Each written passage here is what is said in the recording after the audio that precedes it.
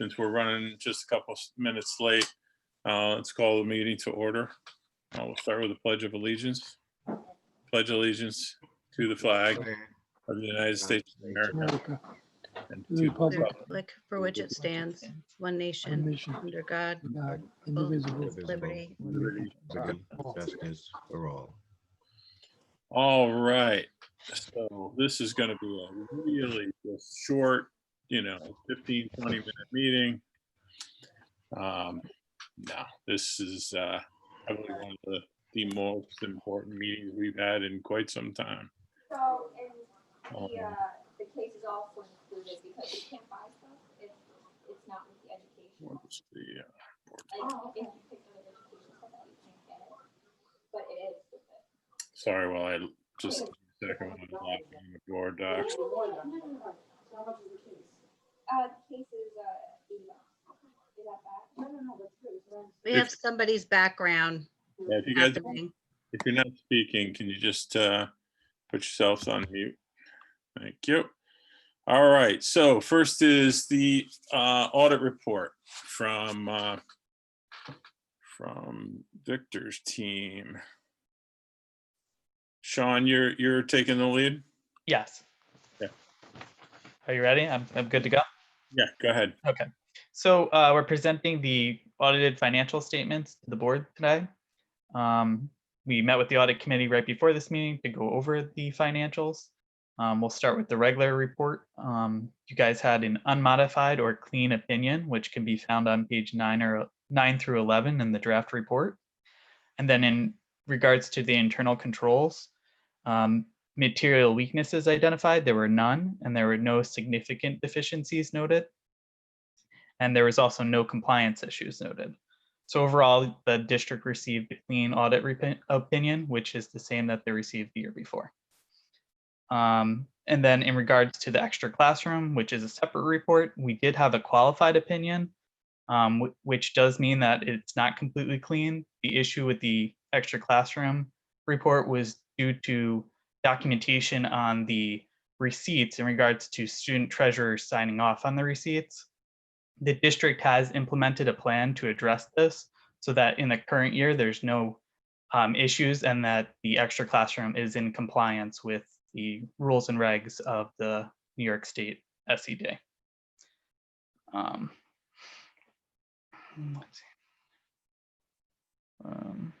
As far as we do issue a separate management letter, usually to help improve the district on any areas in particular. There was a continuing management letter comment about the school lunch fund, which you guys do have a deficit. This year, the deficit was $29,754. It did increase slightly from the year before. This is mainly due to the fact that the school lunch wasn't operating as it normally is during the last 3.5 months of the school year due to COVID. So basically what happened was the money was completely relied on from the general fund or from federal or state aid. And then the other management letter item was the extra classroom, which I did talk about previously about the receipts not being signed off. But again, there is a policy in place now that should address this. Okay. So overall, the regular audit had a clean opinion, and then the extra classroom had a qualified opinion. Does anybody have any other questions? Yes, I do. Two things. Yes. First, your firm sent, it's not your fault, 2 letters to me for sign off as vice president of the board with my street address correct, but with a city of White Plains, New York, 10601. So that took quite a long time to get to me. Now for an auditor that's supposedly so, that's doing our audit, and that's a little bit of a, I guess a flapu or a myth.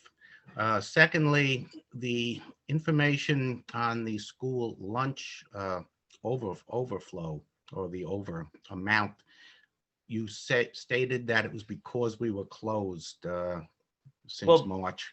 Where did you get that information from? Well, basically the cafeteria wasn't open for sales. So the school lunch was still, the program was still running, but it was being offered to the students and there was no actual cash sales. So that increased the deficit. So that had to be funded by the general fund. And I do apologize about the confirmation. That must have been a clerical error that happened. Well, in the front I'm office. sure, I'm sure it was. But I will look into that. Yeah, I'm sure it was. But, you know, on the school lunch fund, I happen to be the coordinator of the board's committee to look into trying to get the school lunch budget back into some kind of semblance of order. And of course, I'm interested in your findings of that Well, reason for us being overflowed. Yeah, prior to this year, you guys were making a good impact on bringing down that deficit, as in the budget, there is the 35,000 that you guys move over there every year from the general fund to bring the school lunch fund to be a positive balance. But I think what happened this year is it just kind of reversed due to the COVID situation. So going forward, hopefully now that the sales will continue to happen, that will reverse again and go back in a favorable position. Well, it hasn't for several years. So your firm, what you're saying is your firm thinks or your firm knows, you know, you come up with an opinion. An opinion on the 35, on the deficit. Right. Well, hopefully that's what you guys are budgeting into your budget projections, that based on the sales, that the 35 will bring you to a positive fund balance there. I don't foresee that happening in the current year, but I do hope that with the projections that eventually you guys will get to the fund balance to be positive. All right. Thank you for your opinion. Yep. And just so you know, you're not alone in these circumstances. A lot of the districts throughout the area are facing that. It would be unusual to have a surplus in the school lunch fund currently due to the requirements. I'm aware of that. Thank you. Yep. Anybody else?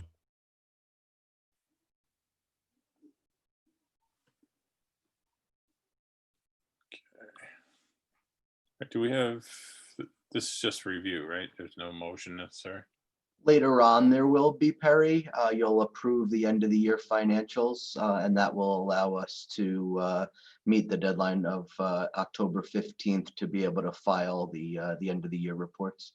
And I'll just share regarding extra class. So this is the first time that we do have a modified opinion. And just so the board understands, what's happened is our central treasurer, when she gets a deposit from an advisor, she'll generally just accept the deposit and send, instead of making them walk back across to the high school and put it in the safe and then come back. She's accepted that money in the past or this year without the benefit of having that student signature. And of course, COVID challenged that too, because in part, kids weren't even in the building. So, but we did have a substantial, in full disclosure, we had a substantial number of receipts that were not signed even when we were in session. And that was our central treasurer just trying to do the business that was required. And now we have in place a very firm rule that will be making very clear to all of our advisors, our club advisors, that it will not be acceptable any longer for an advisor to make a deposit without the presence of the treasurer of the club. So they're in a position to be able to sign the receipt and basically giving their affirmation that that this was club business, that the board the board of the club and or the club actually voted on. So that's a new procedure that we'll have in place. Anybody else? You're muted, Paul, if you're saying something. No, I'm okay. I don't want to ask anything. I'm good. All right. I'm Nobody? good. No, I'm good. Okay. All right, everybody. Thank you, Sean. Yep. No problem. All right. Next on the agenda is the Dutchess County Boces update. Dr. Hooley. Great. You'd think I'd be an old hand at this by now, but thank you. Just had to unmute myself. I appreciate you fitting me into your meeting. I know these meetings are long and a little bit arduous because they're Zoom, so I'll be brief, but there'll be some time for questions. This is just a typical fall meeting where I like to come by and talk to you about what has changed at Duchess Boces and give you some information about your student enrollments. So first of all, if you haven't been by our campus in a while, you can certainly see the construction is underway and what a mess it is. And, you know, there's hardly any room for anybody to park. And we're very grateful that we're doing hybrid because I don't know how we would do it otherwise. But we always want to remember that we have our components to thank for the construction. And you can see some pictures on our website. So one of the things I like to share is new staff. These are staff members who members of your staff might interact with. Typically they're administrators or directors. So this summer we were able to hire a data privacy specialist. Her name is Carol Matthews, and she shared with Hyde Park, Boces, and Dover. And she is hired to check compliance of the new regulation, the new 2D regulations, which are the student privacy requirements from third-party vendors. So we're very happy to have her in place, and you know, those are pretty onerous, as I'm sure you know. We also hired a science specialist in our education resources. That's the professional development arm of Boces. And we had a retirement, and so we're replacing that science specialist with this gentleman. His name is Terrence McKiernan, and I've shared some a video of his initial presentation on Live Labs that he is sharing out with teachers in the county. And then finally, we have waited a long time to fill a position at CTI. This is an assistant principal position, and as you can imagine, and as you know, doing the interviews during COVID was no fun and not easy. But we interviewed a lot of people, and ultimately we ended up hiring someone who was coming back to Boces. Her name is Becky Green. She had worked in ER, again, that's professional development, for many, many years, doing a lot of the trainings. And now she's coming back to us as an assistant principal at CTI. She has past experience as a principal. So we're happy to have her. She knows the program, she knows the agency, and she'll be an asset. Also, people that she knows a lot of people in our school districts as well. So that'll be nice. So the other thing I like to do is to just talk about the Millbrook partnership with Boces. And I'll start by talking about your enrollments in career and tech. So these are numbers actually from last year, but it gives you kind of a sense of what your enrollments look like year to year. So in auto mechanics, you have 4 students. In career in animal and plant science, you have 3 students. In computer hardware and tech, you have 1 student. Cosmetology, you have 3 students. Culinary arts, you have 1 student. Introduction to health occupations, 1 student. Security and law enforcement, you have 1 student. Small engine technology, 1, and welding and fabrication, 1, for a total of 16 students in our career and tech program. The other programs that we have, and I'll just review these quickly. We have the Salt Point Center, which is a K-8 program.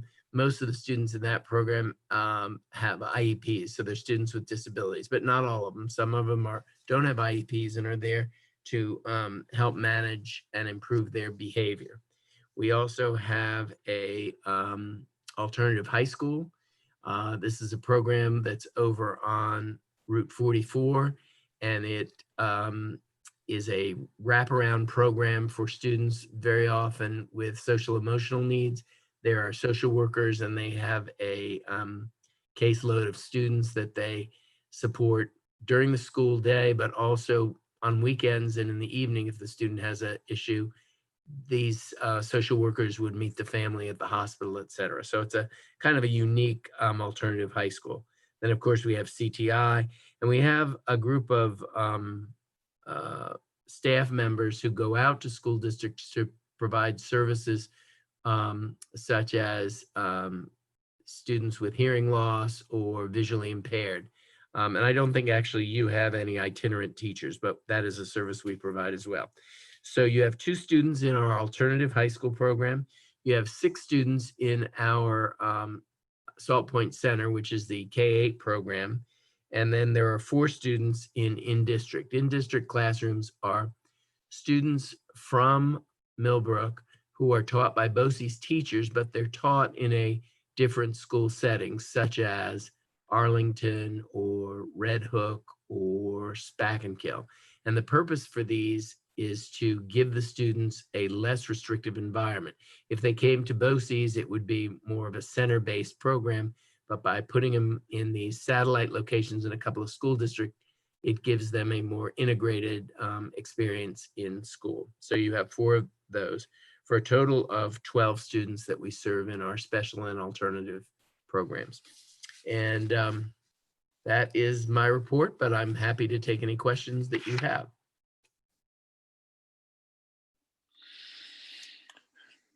Hey, Dr. Hooley, a question for you about CTI. How do you start new programs at CTI? I mean, do they come from industry? They come from just, brainchild of somebody that's at the CTI? How does that happen?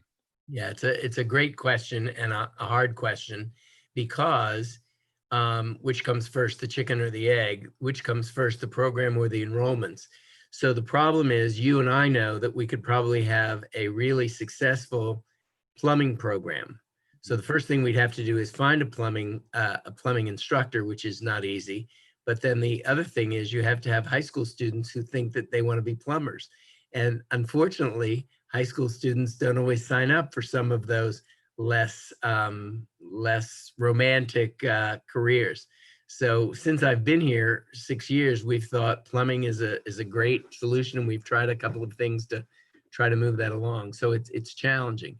On the other hand, we have a really great ag teacher, and so she has actually run parallel plant science and animal science. And ultimately, if those numbers grow, she can pass one of them off to another teacher. So she's built the demand.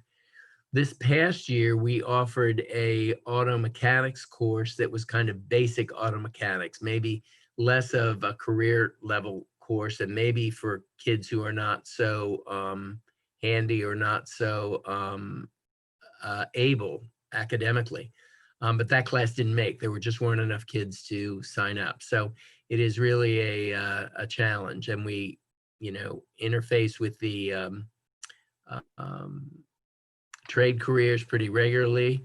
I was just last week at a manufacturing location, and they were talking about manufacturing, and they have that at Ulster Boces. A lot of money was poured into that, but that program is not doing so well because the wonderful teacher that they had went back to industry. So it really is quite a balancing act, but it's a great question. And if you have any suggestions, pass them along.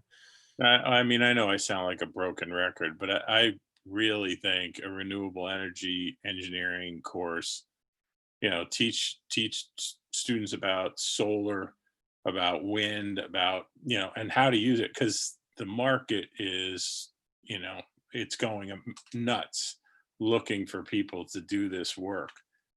But that's just, me. Well, it's interesting because in our professional development line, we are talking about an institute for renewable education. So it might dovetail nicely. I'll certainly pass that along, and we'll put it in the pot to think about and to figure out. And if you know anybody who'd be perfect for that, let me know. But yeah, I hear you. Yeah, cool. Anything else?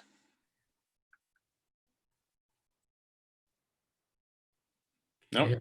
Let you get back to your meeting. Thank you very much. And if you ever do have a question, anybody can pick up the phone or talk to Laura, and she can get a question to me. And just kudos on all the work that everybody's doing with planning, and it really has not been very easy. So good luck to you guys, and I'll talk to you later. Thanks, Dr. Thank Dr. you. Hooley. Bye. All right, let's see here. Next is the consent agenda. Before I ask for a motion, does anybody want anything pulled? Yes, I'd like to have number 2, which is the minutes, but specifically, like to have the minutes for, for September 8th, taken off the, or redacted. Actually, held in abeyance would be Well, better.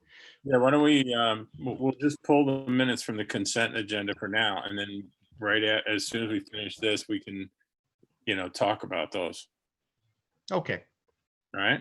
Yep. Or talk about, sort of why or, specifically that, okay. right? Anyone else, anything needs to be pulled? All right, do I have a motion to accept? A motion. Do we have a second? Second, All right, thanks, Paul. Any discussion on all of the items except number 2? All right, do I have all in favor? aye. Aye. Any against? All right, very good. Why can't I get this thing to work right? All right, why don't we go to item 2, the minutes? Howard, did you want to?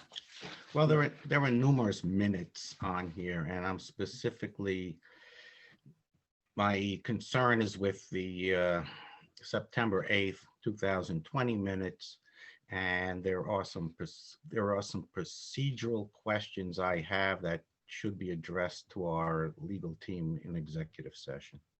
But the rest of and could be then voted on afterwards once these questions are answered. It's just Are they, so is it only related to the September 8th? correct.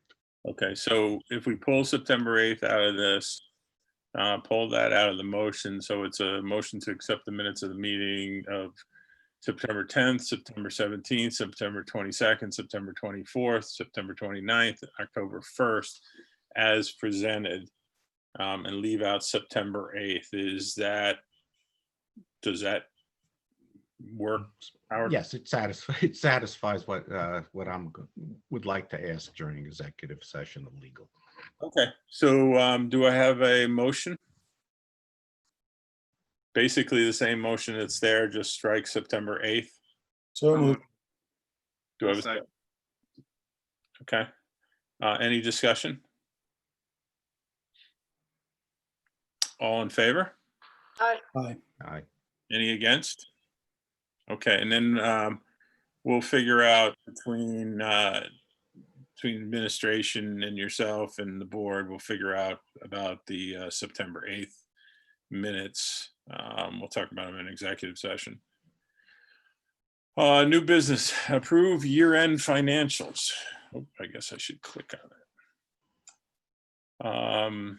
Well, you can read upon the recommendation of the audit committee and the superintendent of schools, a motion to adopt the following resolution, whereas the audit committee, superintendent of schools, and assistant superintendent for business, finance, and operations reviewed the draft version of the financial statements for the year ending June 30th, 2020. Be it resolved that the Board of Education hereby accepts the financial statements for the year ending June 30th, 2020, contingent upon receipt of finalized version of the report.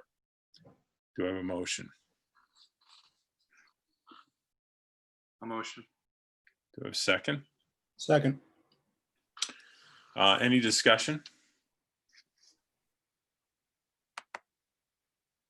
If none, Perry, I would just like to say on the general portion of our audit, it was an unmodified audit, which means it's a clean audit. And I just want to acknowledge in public session, the business office staff, the ladies in my office do an awful lot of hard work to make sure that we're compliant with auditor recommendations and compliant with the Office of State Comptroller requirements. And they just do a bang up job. And I got a very dedicated staff here. So I just wanted to be able to acknowledge them in their hard work.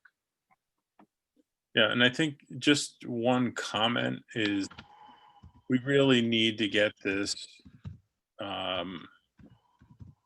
issue or whatever you want to call it with the with food services resolved. And I don't mean like resolved, like it always comes out at 26 cents and we're good. I mean, resolved so that we can be comfortable. We don't have to go through these discussions every year. You know, why is it up? Why is it down? Where did it come from? How to get there? We need to find a way to get this. And I know this isn't really part of the audit, but it was pointed out during the audit. We need to figure out how to get this. So not only does it balance better, but that it makes sense to anyone that looks at it. So any other comments from board members or anybody? Okay. Did I all in favor? Any against? Okay, good. All right. Next is so in order for us to go out and get some of these folks that we need to open the school back up, we need to create this position for a typist monitor. So do I have a motion? So moved. Thanks, John. Do I have a second? Second. All right. All right. And yeah, I mean, it's just, this is one of the positions that's been identified as critical for the folks in the public. So any discussion? Where is this position going to be located? You know, whose office? Is it educational? Is it finance? I thought they were both at, one was Elm, one was Alden, but am I right? Is Mike or is Caroline on? You're muted, Caroline. Yeah, I think you're all muted. I just logged in. What was the question? The question was, where are these two typist monitors? Where are they going? Yeah, I believe it's the two Yes. elementary schools. One Elm and one Alden. One Elm, one Alden. Okay. Is this contingent on any hybrid plan? Like, do we have to have this for any hybrid plan? Well, that's when we looked at the plan. You remember the numbers basically built from the simplest, which is AABB, all the way through, and the number just, you know, nothing went away. More just came on top of it. From that one, thanks. Barry, if I may say, I'm hoping that these are, I know I can't say temporary because it's a long time, but when we get back to whatever normal is, I would expect all this help is not needed anymore. I'm hoping. Yeah. Absolutely. Well, I mean, we really are going to have to come back and review it all, I think, because one of the things and I don't know why this is, but you know, we heard different districts talking about how they've done and, you know, who they had to hire. And some of the districts are 10x what we are in certain positions. So, and I don't know why that is. I don't know if they're overstaffed or we're understaffed or the answer is somewhere in between. But, you know, this plan that we're laying out is going to be incredibly complex. I mean, we're going to have to figure out, when do we take the next step? When do we take the step after that? Can we start to ramp down? When do we ramp down? You know, I mean, it can easily see this being a detailed 2.5 year plan by the time we get done with it. But I agree with you, John. I mean, it has to be well understood that this is not, you know, we're just not putting all this on and then it stays forever. Right. So for a future board sake, it would be nice if those were tallied over time. Yep. Anyone else? All in favor? Aye. Aye. Aye. Any against? Okay. All right, number G. Oh, I think this was supposed to be later in the agenda. Yeah, actually, I think we need to come back to this. Or actually, I guess we can start this in public and then, wait a minute, hang on a minute. Sorry about this. Yeah, I thought we were going to talk about this in executive session. But let's start out with, start by going through the I'll call it presentation questions. Did you guys want to throw that up on the screen and we can start with that discussion? Yeah.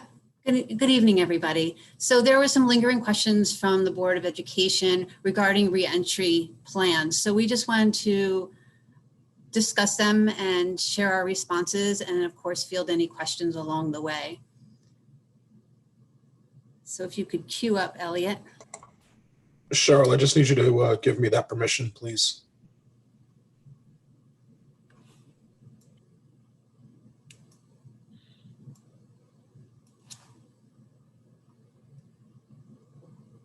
Great, thank you. So we'll just go through them. There are about 2 on each, and there are about maybe 10 questions that are lingering. And so the first one was the reentry plan still states provide additional adult supervision on buses to manage social distancing as possible. So what we were doing is we were answering these questions and also updating our plan at the same time with the new information. So students shall have assigned seats whenever possible with 1 student per seat and masks on during the entire ride. We will continue ongoing conversations with first student to inform future decisions that may include the need for bus monitors. In our conversations with first student and their implementation so far with the students that they have right now, it hasn't been a problem. But if it does become a problem, we want to make sure that we continue that conversation with them and see if there is a need. The second bullet is from teaching and learning in-person instruction. Further explains student physical movement between rooms and subjects. When applicable, students in grades K through 5 will remain in the same classroom. All students moving around the building will travel in accordance with the floor markings while socially distanced and wearing masks. Any questions around that? So at the upper grades that change classes periodically with a bell, I guess everybody's going to be in the halls at the same time, correct? Yes, and we've had visited other schools, and what they have been doing is releasing small groups of students at a time so that there's not a large flow of students in the hallways, that they're wearing masks, they're facing the same way, front to back, and they're socially distanced. Everything's going to take a little longer. Okay. Thank you.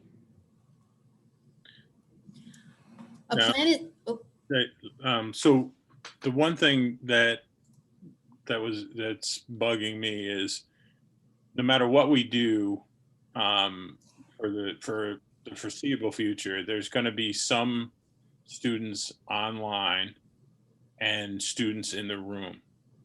And in some cases, the later versions of reentry, those kids there'll be kids at home, there'll be kids split across rooms.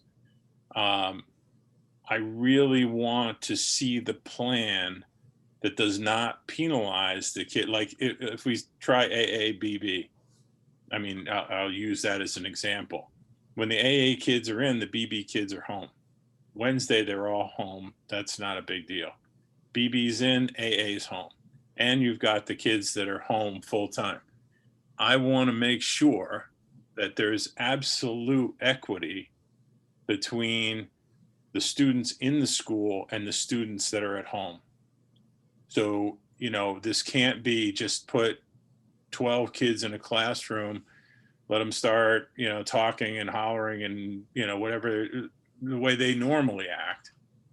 and then you've got kids at home that are trying to figure out who's saying what, and you know what the response was, you know, what the question is.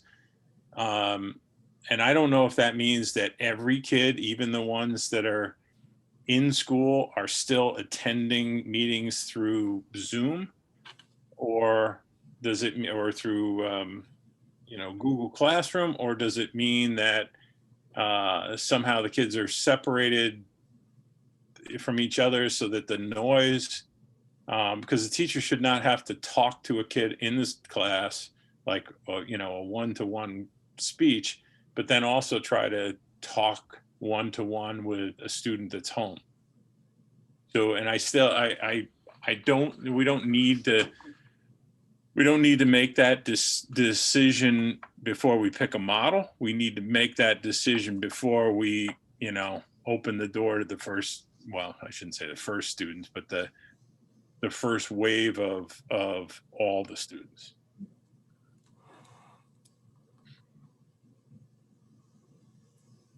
Ready to continue? Thank you for that, Barry. Mhm. A plan is needed that is realistic, that estimates what budget transferal would occur. The funding is unsettled. Yeah, may I apologize for that? I didn't mean that to be a talking point. That was just a comment that and I know we were gonna settle it. I didn't mean it. Okay. I apologize for that. Nope. No apologies. But did you want us to review? Yeah, the sure. response? Yeah. Okay. Brian, do you want to take that on? Sure, I'm happy to. Yeah, so just a review that we have the financial modeling and that spreadsheet that was set up. So we're going to be able to finalize costs upon a decision and upon hiring, and to Perry's point before, I think it was Perry, be able to quantify that amount and show exactly the extra amount. And to the extent that we're over expended within our own budget, and that's to say that some of the savings that we would have had this year, it is not enough than the expenditures that we need to make, then the board will have the full ability to be able to decide whether it's going to come from unrestricted fund balance, that's our 4%, or use of money in our restricted reserves, or maybe even, John, to your point in a previous meeting, the looking at the accrued liabilities, and maybe we're just not in a spot where we're able to have 1 year of retiree health care any longer. So there's going to be a host of decisions that you're going to be able to make once that actual over expenditure is quantified. But I think it's more than just the financials. You know, where do we take, which account do we take it from? Basically, we also have to look at and honestly publicize, you know, this. Let's just say we've got this model that it's working great. In March, we need to make sure the public's aware, if this thing continues, COVID that is, it's going to mean, and we do nothing different, it's going to mean a 10% tax increase to the entire, and I'm making this up, so please don't go quote me that we're going to increase the budget by 10%. But we need the public to understand that if we maintain this model, this is what it's going to cost. And then we can, you know, if that appears to be, you know, just unacceptable, then we're going to have to be able to sit down and look at, well, you know what, if this thing continues into the fall of 2021, maybe we have to go back to AABB, because it's the only thing we can afford without blowing everybody's, you know, tax bills through the roof. So, and I don't know how we're going, you know, the structure of how we're going to sit down together and go through, you know, here's the people we added, here's the services we've added, here's all the things we've done, you know, here's the normal increase. Now, if we go into a full year that has a budget that covers this, it means the tax cap, it means the budget increase, it means. Now there's other options. We could try to, you know, slim things down. We could try to go back to a different model. You know, we can sit and hope that COVID goes away, which, you know, So I think, I mean, this is one of those things that it's going to take a lot of different people involved. You know, the principals are going to have to be able to say, this is what's going to happen in my building if you do that. You know, Caroline's going to be able to have to say, this is what's going to happen to my special ed programs. This is what's going to happen to whatever. Brian's got to be able to say, you know, I don't know, we're going to have to cut back on facilities, you know, drop the temperature. I don't know. But that's why, I mean, this is, to me, this is going to be the next 18 months, really probably more like just about a year of really digging through this stuff to figure out, you know, how we're gonna finish this year, but how are we gonna deal with this, assuming it's still around? How are we gonna deal with this in 2021? If I may add, you know, Perry, we may further hit some other reserves too for next year too. So yeah. A lot of these reserves we didn't have 10 years ago. Mm-hmm. No, you're absolutely right, John. But, and then, you know, then once you wipe the reserve out, so it's really going to take a lot of heads to sit down and figure this. This is our optimal way, not just optimal for, you know, for the kids in school, but optimal on our taxpayers, optimal on the parents, optimal on our staff, you know, both health and safety, but, you know, just functional. So anyway, sorry, I didn't mean to get up on a soapbox. No, all of that. You're absolutely right. And then there needs to be details on how food will be ordered and reimbursed. And Brian, you want to take that one too? Sure, and I'll ask Holly to chime in if there's anything else. So we took this to understand, you know, Holly regularly orders food based on participation and what her menu is, and that wouldn't change in terms of her ordering. Reimbursement claims will be made based on what the USDA is currently requiring within its restarted allowance for free lunch for all. So that's kind of where we're at right now. So our reimbursement claims, which is how we're reimbursed, Holly, do you want to talk about that submission process? Nope. Actually, how would this work with students? How would food be ordered? Holly, we're not getting anything. But it doesn't say you're on mute. Okay, so can you hear me now?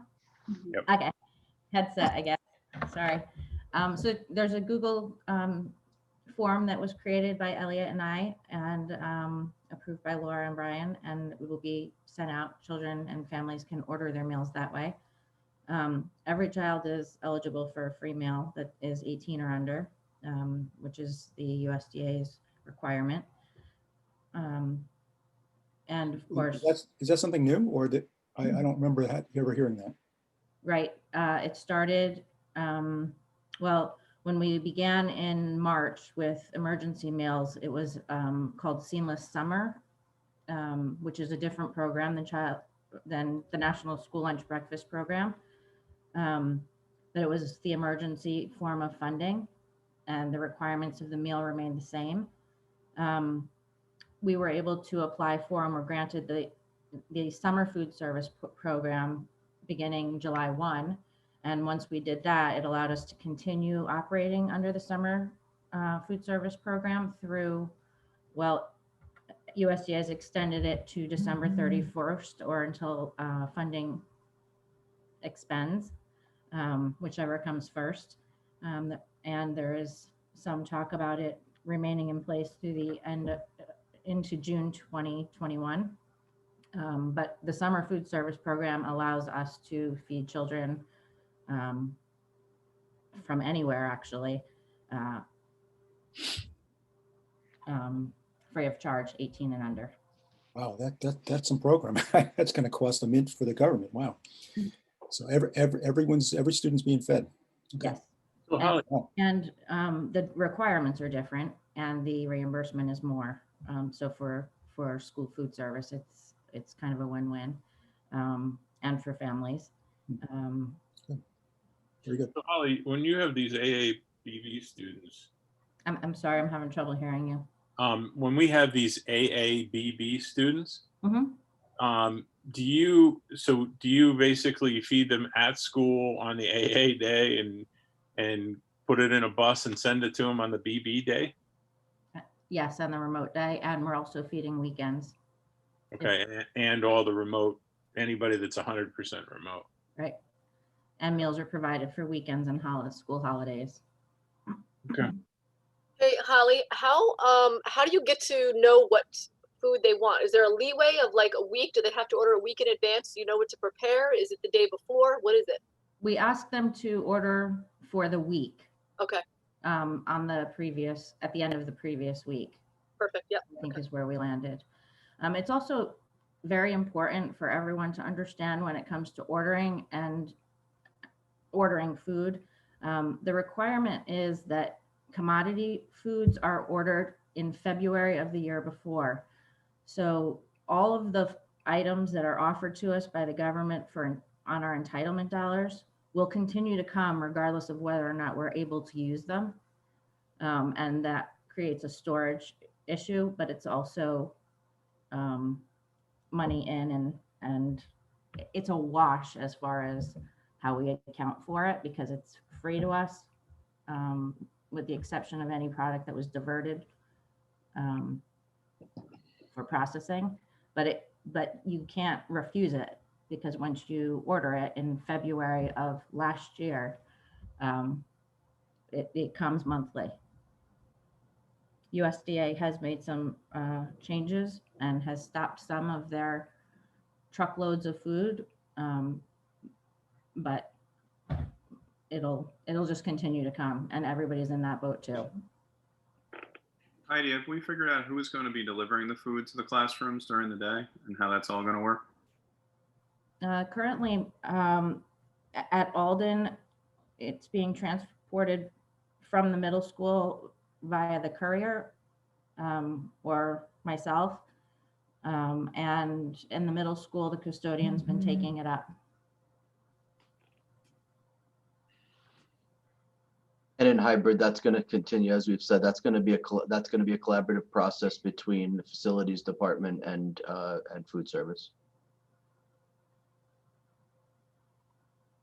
So can I just clarify that the free lunch for all, that's every single kid. It's not just the kids that qualify.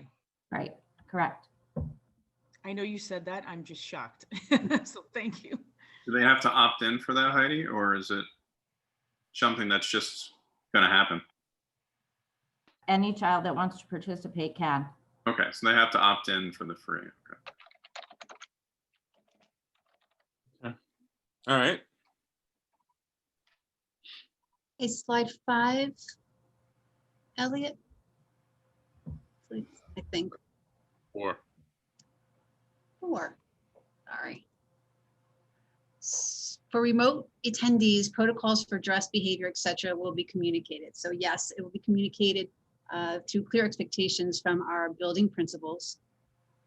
Extracurricular, we recognize the need for constant evaluation and adjusting as appropriate. At this time, the Millbrook Central School District will limit the use of school district facilities to district or school-sponsored extracurricular activities and groups. If any external community organizations are permitted to use school district facilities, we will ensure such organizations follow state and locally developed guidance on health and safety protocols. We'll also maximize the use of technology and online resources to facilitate some of these extracurricular activities.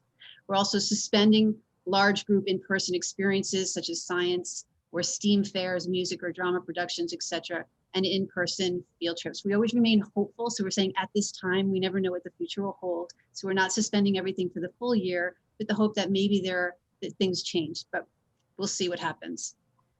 We will also push special area subjects such as art, music, physical education into the classroom and utilize outside space for physical education instruction. We'll adhere always to the 12 feet between students when engaging in physical activity. So Laura, the one thing on this chart that makes me nervous is for remote attendees, we're going to set protocols for dress behavior. I mean, I think this is all students. You know, because to me now behavior and dress includes masks, it includes social distancing, and making sure that the parents and the students know that we have very little tolerance for you know, not following those things. I don't know what the right level is, but you know, if it's you refuse to wear a mask, you're out, or you know, or if you 3 times being warned about social distancing, you're out. But it needs to be very clear that we're not, you know, that this is not just sort of a you know, behavior for the remote attendees. We need the specifics for them. You know, no more pets on the on the desk when you're doing your schoolwork.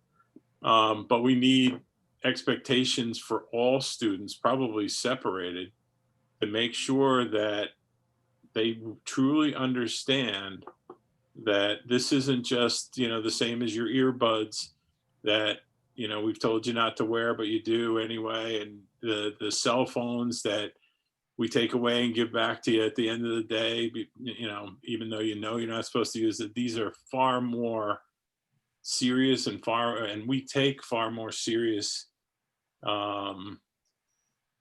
whatever you want to call it, issue with violation of these processes. Absolutely. It's all about health and safety. You're absolutely right. Great. Will that be added to the code of conduct, Laura, too? The piece on the mask? We spoke with our attorney and that it already is in these specifics are not in the code of conduct, but we have wording in the code of conduct that can address behavior Regarding a mask? regarding it not doing what you're supposed to be doing, whether it's a mask or not social distancing or other misbehavior that But they're not specifically listed right now in the current they code? are not. And that's just from the attorney's feedback and guidance that it doesn't need to be there. A mask and social distancing don't have to specifically be in the code of conduct because we have the wording that will address that kind of behavior. I don't want any parents surprised when you know, their student calls or their son or daughter calls home and says, I need you to come pick me up because I've been suspended or whatever the punishment is because I wasn't wearing my mask. I mean, and again, I'm making this, you know, make sort of this is a hypothetical thing, but I want, you know, parents need to understand that, you know, if you show up with a fever or you start running one, we're calling you, you're coming to get them. And if you refuse to wear a mask, if you refuse to socially distance, you know, they're coming home. Now, granted, they can work on, you know, the fully remote capability, but I think they need to understand the severity of these issues. Maybe not the specifics like you got to wear a mask, but more about our tolerance levels for it. Yeah, and just as we had meetings to welcome our students back to the school year and typically do at the beginning of every school year, I think that we had agreed when we were preparing to transition into a remote learning model that we would focus on remote. I think that was kind of with the caveat that when we were going to transition into a hybrid model, that we were going to be doing some sort of parent information for what that would look like. I think we kind of agreed that we were going to separate the two and focus on remote when we were going to be remote. And then when we were getting ready to transition into a hybrid, that we were going to focus on hybrid.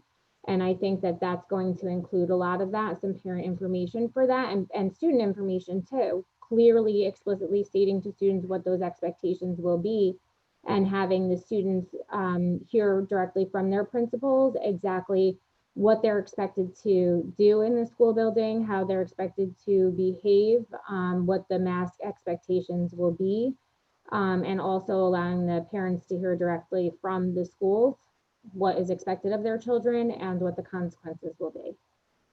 Okay, that's perfect, Caroline. I mean, it really has not much effect other than, like you said, the remote piece right now. But getting it done before, before we start rolling a hybrid model into effect is the right way to do it. Very good. Okay. I also think that Steve, I just saw him in action, so I'm going to call him out of the crowd, is that he's been acclimating his remote students to the building as well with short videos and introductions and showing them what the building looks like, what social distancing is. Here's the thermometer. Here are the expectations when you walk in. So he's been doing it over time so that they're not surprised. They feel comfortable, somewhat comfortable coming back and knowing what to expect. I didn't know if you want to speak to that a little bit more, Steve, if you're still here. Yeah, so, I think all of these processes are ones that we've been trying to do little by little. I know I appreciate Laura calling me out individually, but I know this is something all the administrators have been doing too. I think we've been trying to do a gradual explanation of what the world is going to look like when they do eventually come back. So whether it's the way we're going to walk in the building, whether it's going to be remote expectations when you're at distance learning. But I think the biggest thing to really put out there here is that no matter what form of education we're in, distance, hybrid, or in person, one thing I know our team does really, really well is works really hard with our families to be proactive in our communication. And, not only do we get out our expectations and try to make them clear and also try to align them, not just, necessarily at the middle school, which is my building, but K through 12, and particularly when you look at elementary or secondary.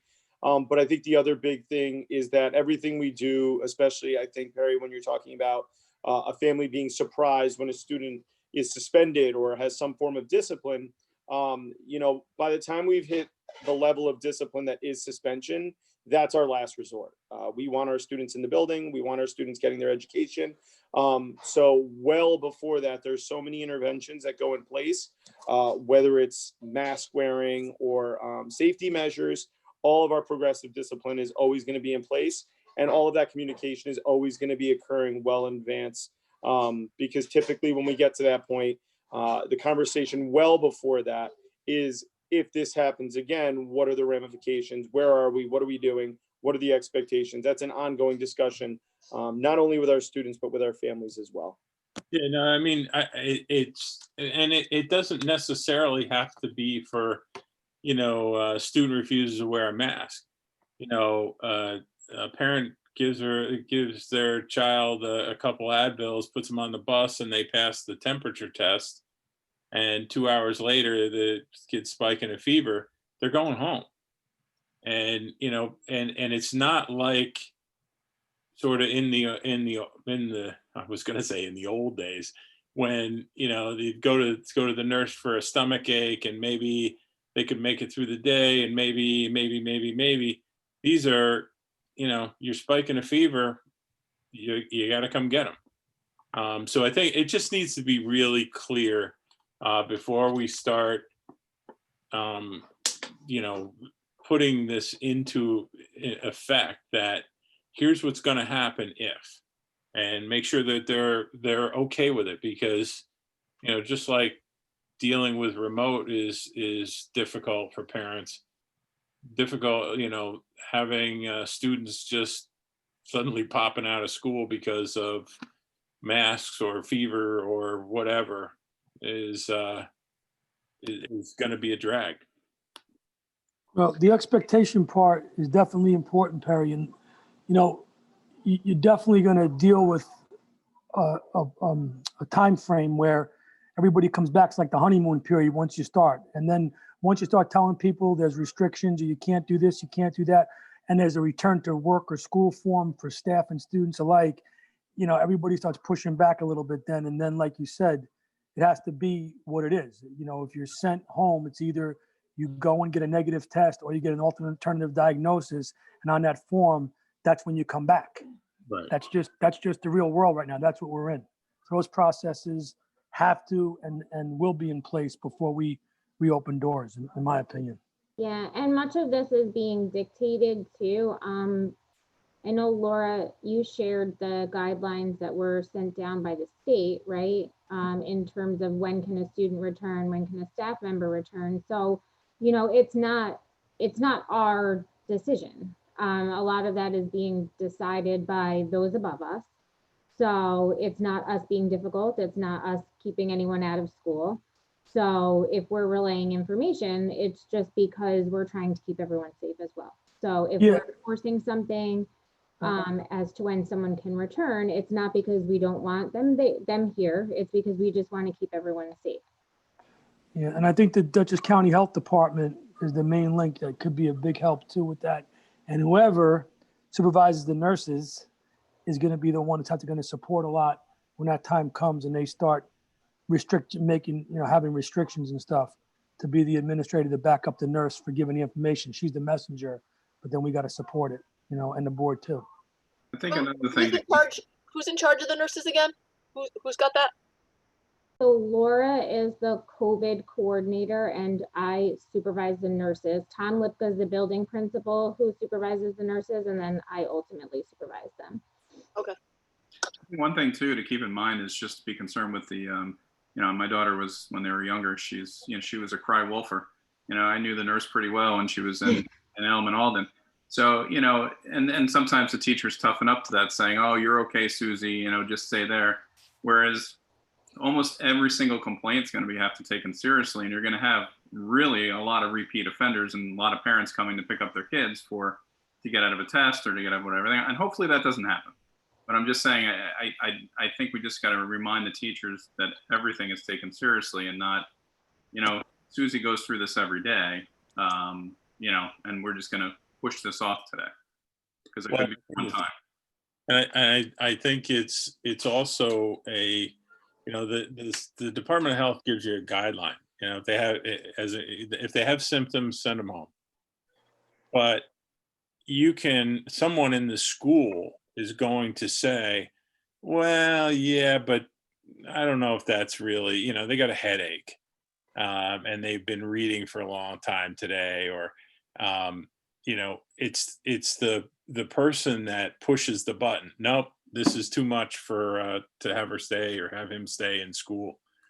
They give you a guideline, but it's our implementation of the guideline.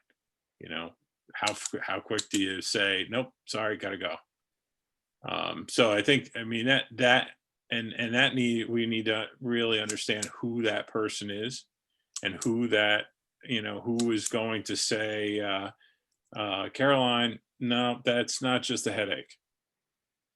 So anyway, it's not something we need. I personally think we need to do before we select the opening model, but it's definitely something we need to have in place before we start rolling kids through there.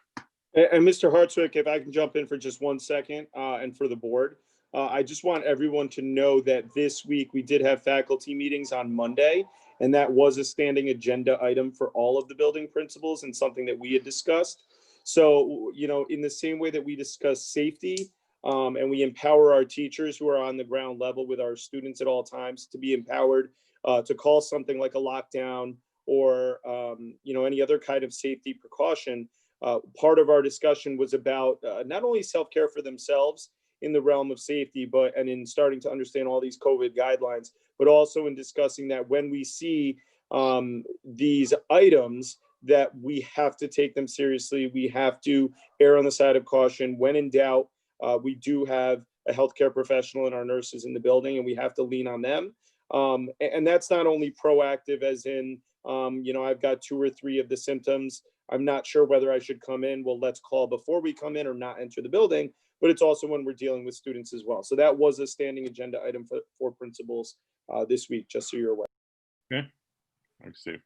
Can I ask, before we move on, can we, I'm just looking at the calendar and we have, I think, 1 board meeting before what we're hoping is a start back to school on November 2nd. Can we just nail this down so that, we know what we're asking and the administration knows what to do. So this doesn't like come up at the next meeting and then we're like, oh, we'll still get it. We'll still get it. So is there like a document that we need to see from the administration with certain things on it by, you know, the next board meeting so that we could say, okay, that's good. So if we can in fact go ahead with a hybrid, that we have that in place. Personally, the thing that I want, it's not before, again, it's not before we select the model. No, We're I mean, gonna- before we we're go gonna- back, because if we select one, you know, then the next meeting, we're gonna be like, okay, now we have to get this document. I wanna No, I be understand. very specific on what's needed, you know. And that it and doesn't to me, it was, you know, I've said it, I don't know how many times. I want to run through some of these scenarios. You know, kid got sick in the classroom. Who comes in? Who makes the decision? Who says send them home? How, you know, how do we interact with that? How do we ship all the kids out? Do we send them all home? When do we send them all home? You know, to me, walking through a few of those scenarios so that we understand exactly what's going to happen is you know, it's key because it tells us that, you know, they've been well thought through and we're ready. So how do we go about doing that? Like, so we don't come back at the next meeting and ask the same questions. Can we submit could you submit that question to, I don't know, say Laura, and she'll get back to us by the next board meeting? And Well, it's been submitted, you know, several times, and we agreed that we would do it probably at our next board meeting. okay. Would be, or we can do one of those, you know, one of the work sessions. Whatever we decide on has to be done sooner rather than later. And we need to gain a commitment tonight of a date. We can't just keep saying, like Jen said, oh, let's go to the next one, let's go to the next one. We have to have a date. So if we say next meeting, then it's the next meeting. There's absolutely no, if you look at the agenda, there is a vote that is on the agenda, because I wanted to make sure everybody was aware that we might vote on this. I've said if board members are ready, we'll vote. If board members are not ready, then what aren't you ready with? And we'll talk about that, you know, in executive session. If you're talking about the contact tracing piece, we have meetings with the nurses tomorrow to prepare for that scenario of contact tracing for October 20th. And we'll also be touching base with our principals as well to make sure that we have the people in place at arrival time, dismissal time, to ensure that we are following guidance and following the screener and using the flow charts that are provided by the Department of Health. And so we will be prepared to have that conversation. But I don't know, Claudia and Jennifer, are you talking about other things that you would like us to prepare for you regarding guidance or procedures, protocols? I'm just saying, like Perry had the question, like if a kid gets sick, you know, so maybe we can, or, you know, and I don't know you know, maybe any board member that felt that they didn't have their question answered can submit it after tonight's meeting. And it will in fact be answered at the next one, you know, like whatever that is, just so we're not saying, oh, we're going to get around to that once we, you know, all right, next meeting we'll get around to it, because we literally have one meeting before this, you know, God willing, does happen. And what you're looking at are the questions from the board. This is what we submitted to Laura and Brian and Caroline like the end of August. And what they're going over are the open questions that are the questions we felt were still open. And their answers, you know, not answers, but this is what we've done about it. And then if there's any other questions, I mean, we've been, you know, talking about this for months. If there's any other questions that haven't been answered, my thing was take me through to show me that the nurse knows what to do and the principal knows what to do and the teacher knows what to do. And we, you know, we have the place, we know where to go. Just run me through those scenarios. And it doesn't even in that case, it doesn't necessarily have to be done before the kids go back, but it needs to be done very quickly thereafter. Okay. even if you have protocols, Laura, I'm assuming that you'll put something together that will identify, who does what when. Even before the next board meeting, if you could put together the protocols that you might be going over with the principals or the nurses or whoever they might be, that might answer all of our questions. Because just going over it with us might not be enough. We kind of want to make sure that everybody is educated as well as the board, to me anyway. We also I have have a nurse on a call tonight. So, I mean, I'm she sorry? we have a nurse on the call tonight. She could answer for you. Questions, if you have questions about, she has cleared many students in similar situations, if you had a specific question. Well, I do, but it's not a question we can answer here. We also have to understand that we can keep asking questions over and over again. But when the time comes, we think that we're going to be as prepared as anything, and then a situation arises, we may not have the answer. It's we can only prepare so much. I mean, people prepare all the time, and then something else comes up, and then you got to move. You got to go for it. Yeah, Claudia, you're correct on that, because scenarios are going to present themselves that are going to be very different one from the other. And it just, starts getting like, then how do we handle it? And you go with what the recommendations are and what the guidelines are. And then you're right. So there is going to be, it's like a life insurance policy. You can, let me get this, let me buy this. And then, sooner or later, you have to just, get to it. You're right. But you should have basic protocols in place, which I'm sure you do. And So the protocols will kind of move along depending on the situation they have. That's why I think they will help. We can go through scenarios until, the light of day. But if we have basic protocols of, who do you turn to, what happens, I think that would definitely lay the groundwork, at least for what Perry's saying. Yeah, and the only, what I've asked for, like I said, for over a month is give me there's 3 scenarios. Kid tested positive over the weekend. What happens? How does he get back? How do we contact trace back to the class? Give me a kid got sick in the classroom. What do we do? How do we take, what's the nurse do? What's the teacher do? What's the principal do? So they're not walking all over each other.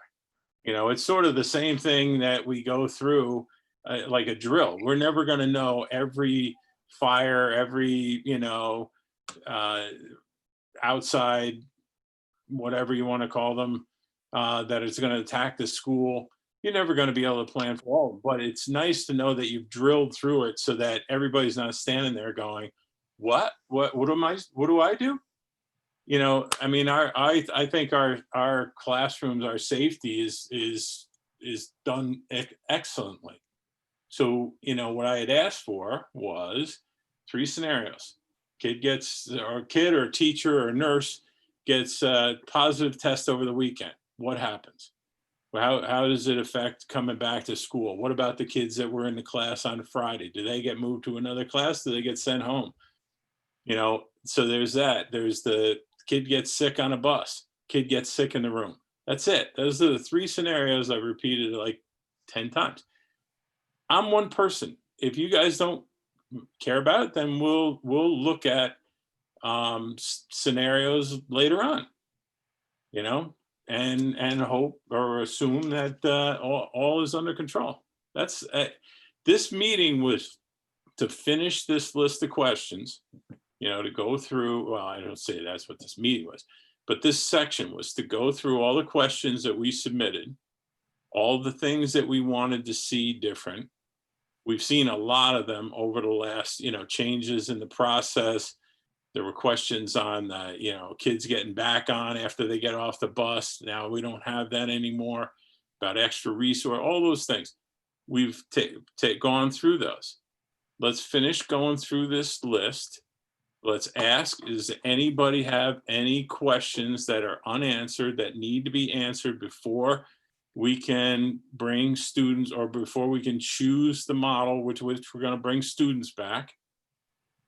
If the answer is no, then we can vote on it. If the answer is yes, then we figure out, is this only important to one person? Is this only, we'll figure it out as a board.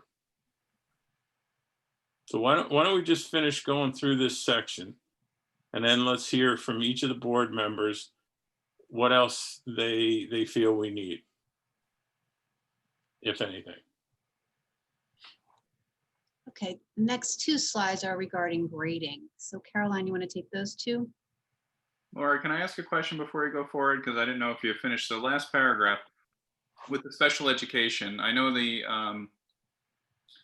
recommendation is to bring all the students back with special education full time. Will they have the option of doing the AABB, or will it be fully remote or fully 5 days? Yes, all of those things. Okay. It'll be I mean, myriad. so it will be, first of all, I haven't even talked about this slide yet, so I'm just gonna go through it and then I will answer your question. Okay. So it says here that the assignments will be given in the fashion conducive to the chosen hybrid model. Since we're not certain what the hybrid model is, it's kind of hard to describe how exactly they will be designed. But if it is an AABB and given the synchronous model of instruction, basically, we're thinking that we can use the synchronous instruction to our advantage to keep the continuity of learning going.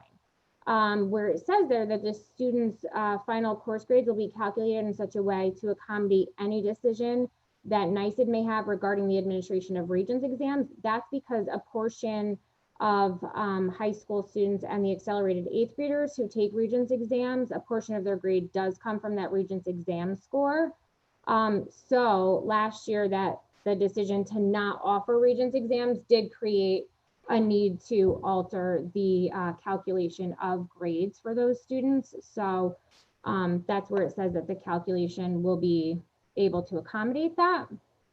So there was a question about the approaches to AIS services this year. And during remote instruction right now, we are benchmarking students. We are meeting with them individually. We are benchmarking individual students. And we are utilizing best practices for diagnostic and prescriptive approaches to AIS services. We are using multi-tiered services and systems for students in the areas of reading and math. We're also using behavioral supports for students following like an RTI PBIS approach in those areas as well. So as we transition to a hybrid model, that will continue. We'll maintain that program as well. Kudos to Mr. Sotero, who is really working hard. He is building a team following the lead that the secondary schools did last year. Mr. Sotero is partnering with Mr. Lipka to do the same work on the K-5 level.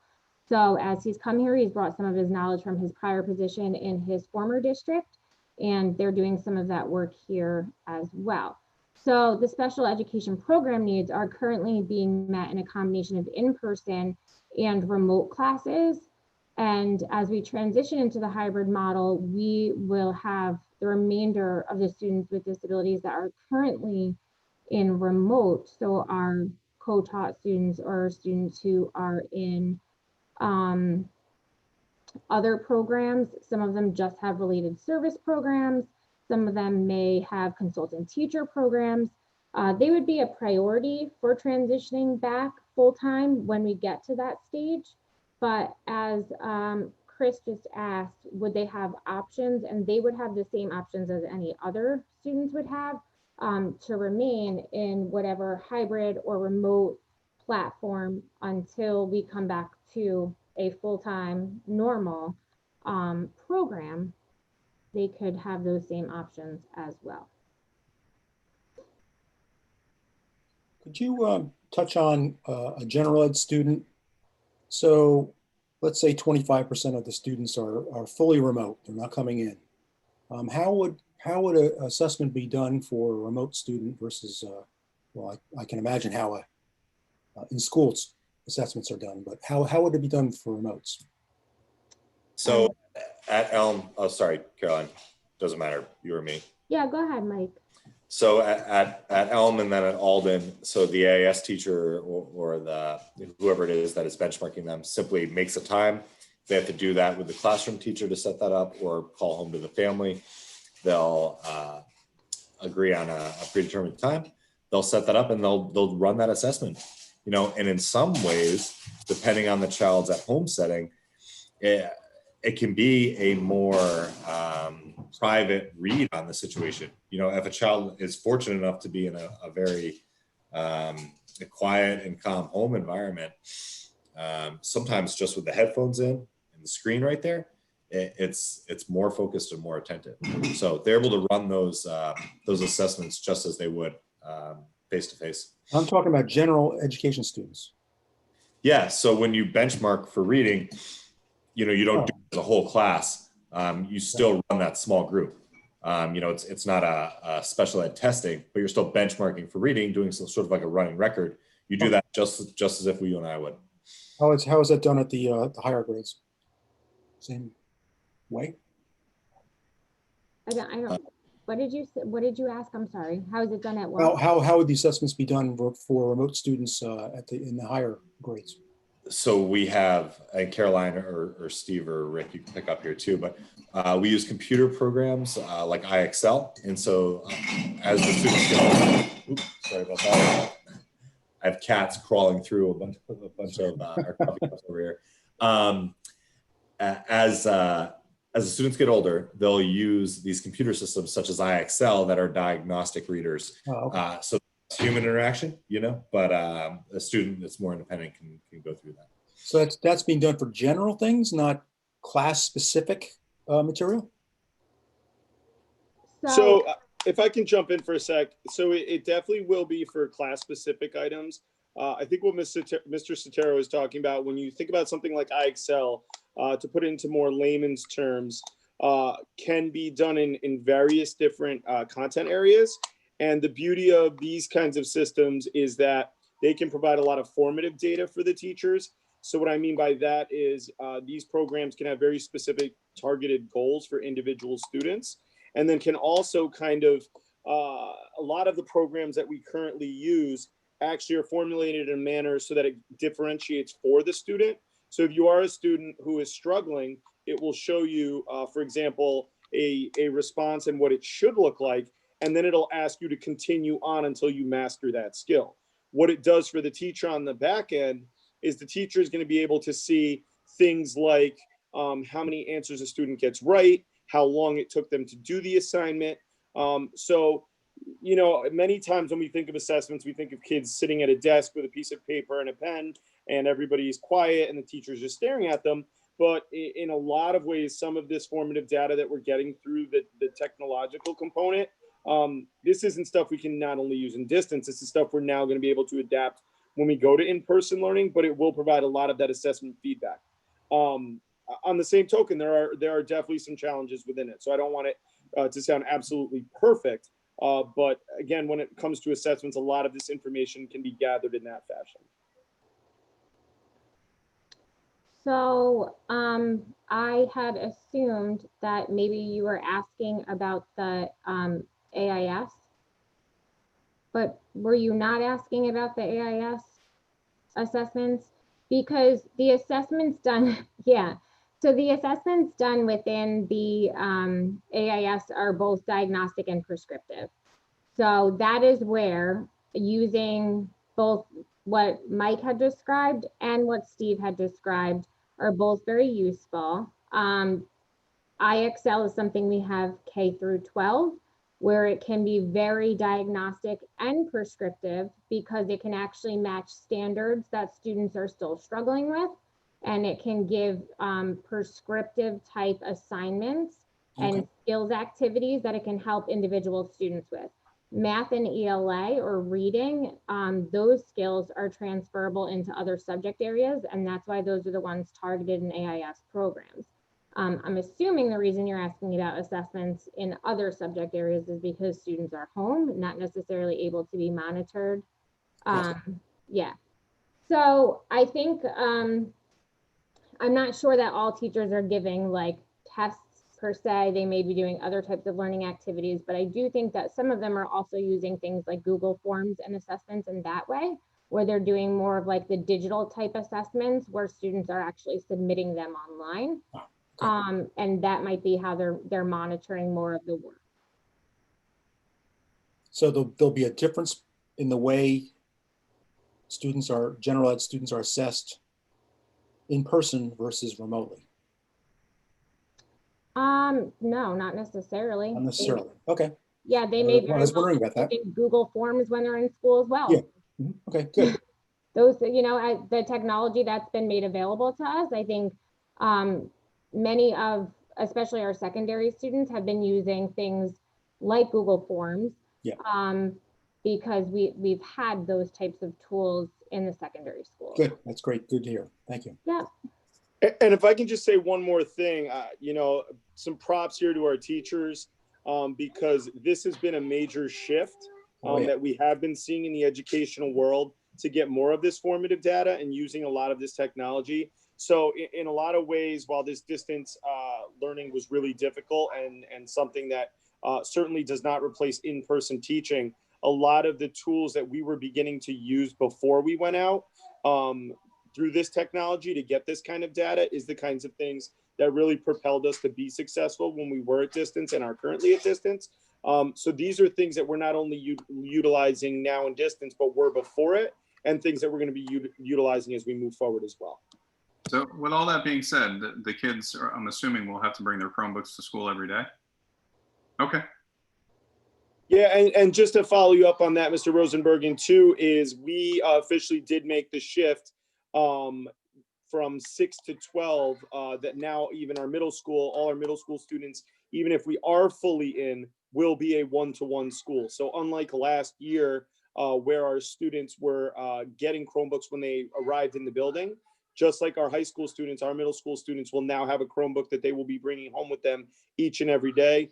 I know that Mr. Garcia had sent home some information regarding things like the insurance packages for those middle school students, because again, we're making that secondary shift to make sure that we're having that right across the board. Did we take into account all of the usage of all the students that are going to be online as well as the teachers streaming?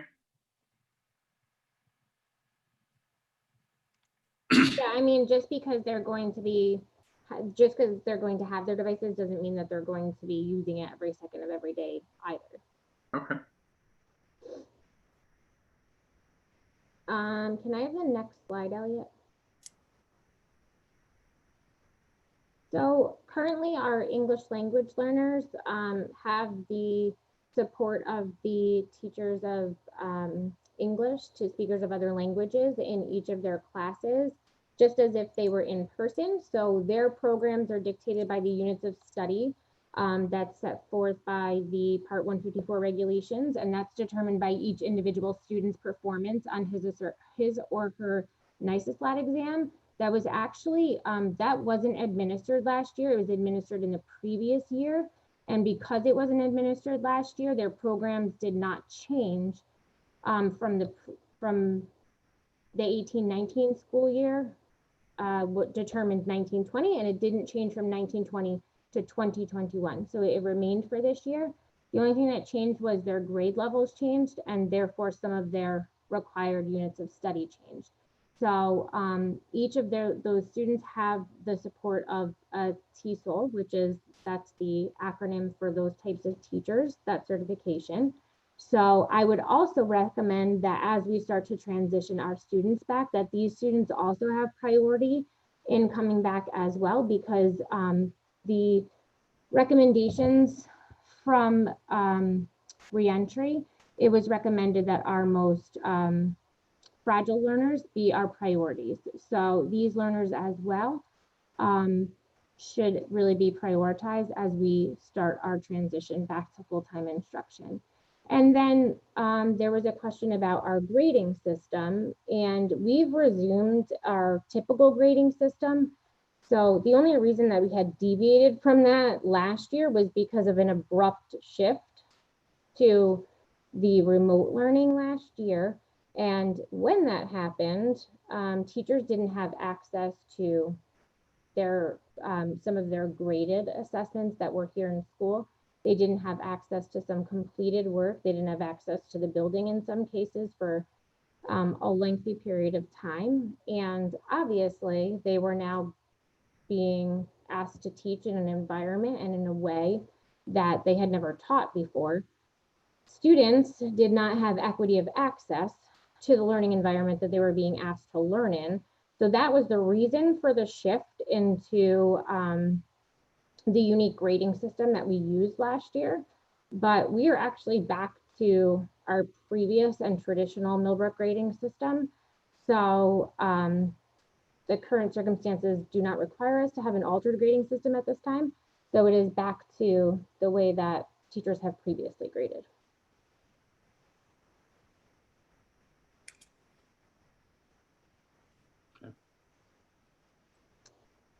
Any questions? Slide, Elliot.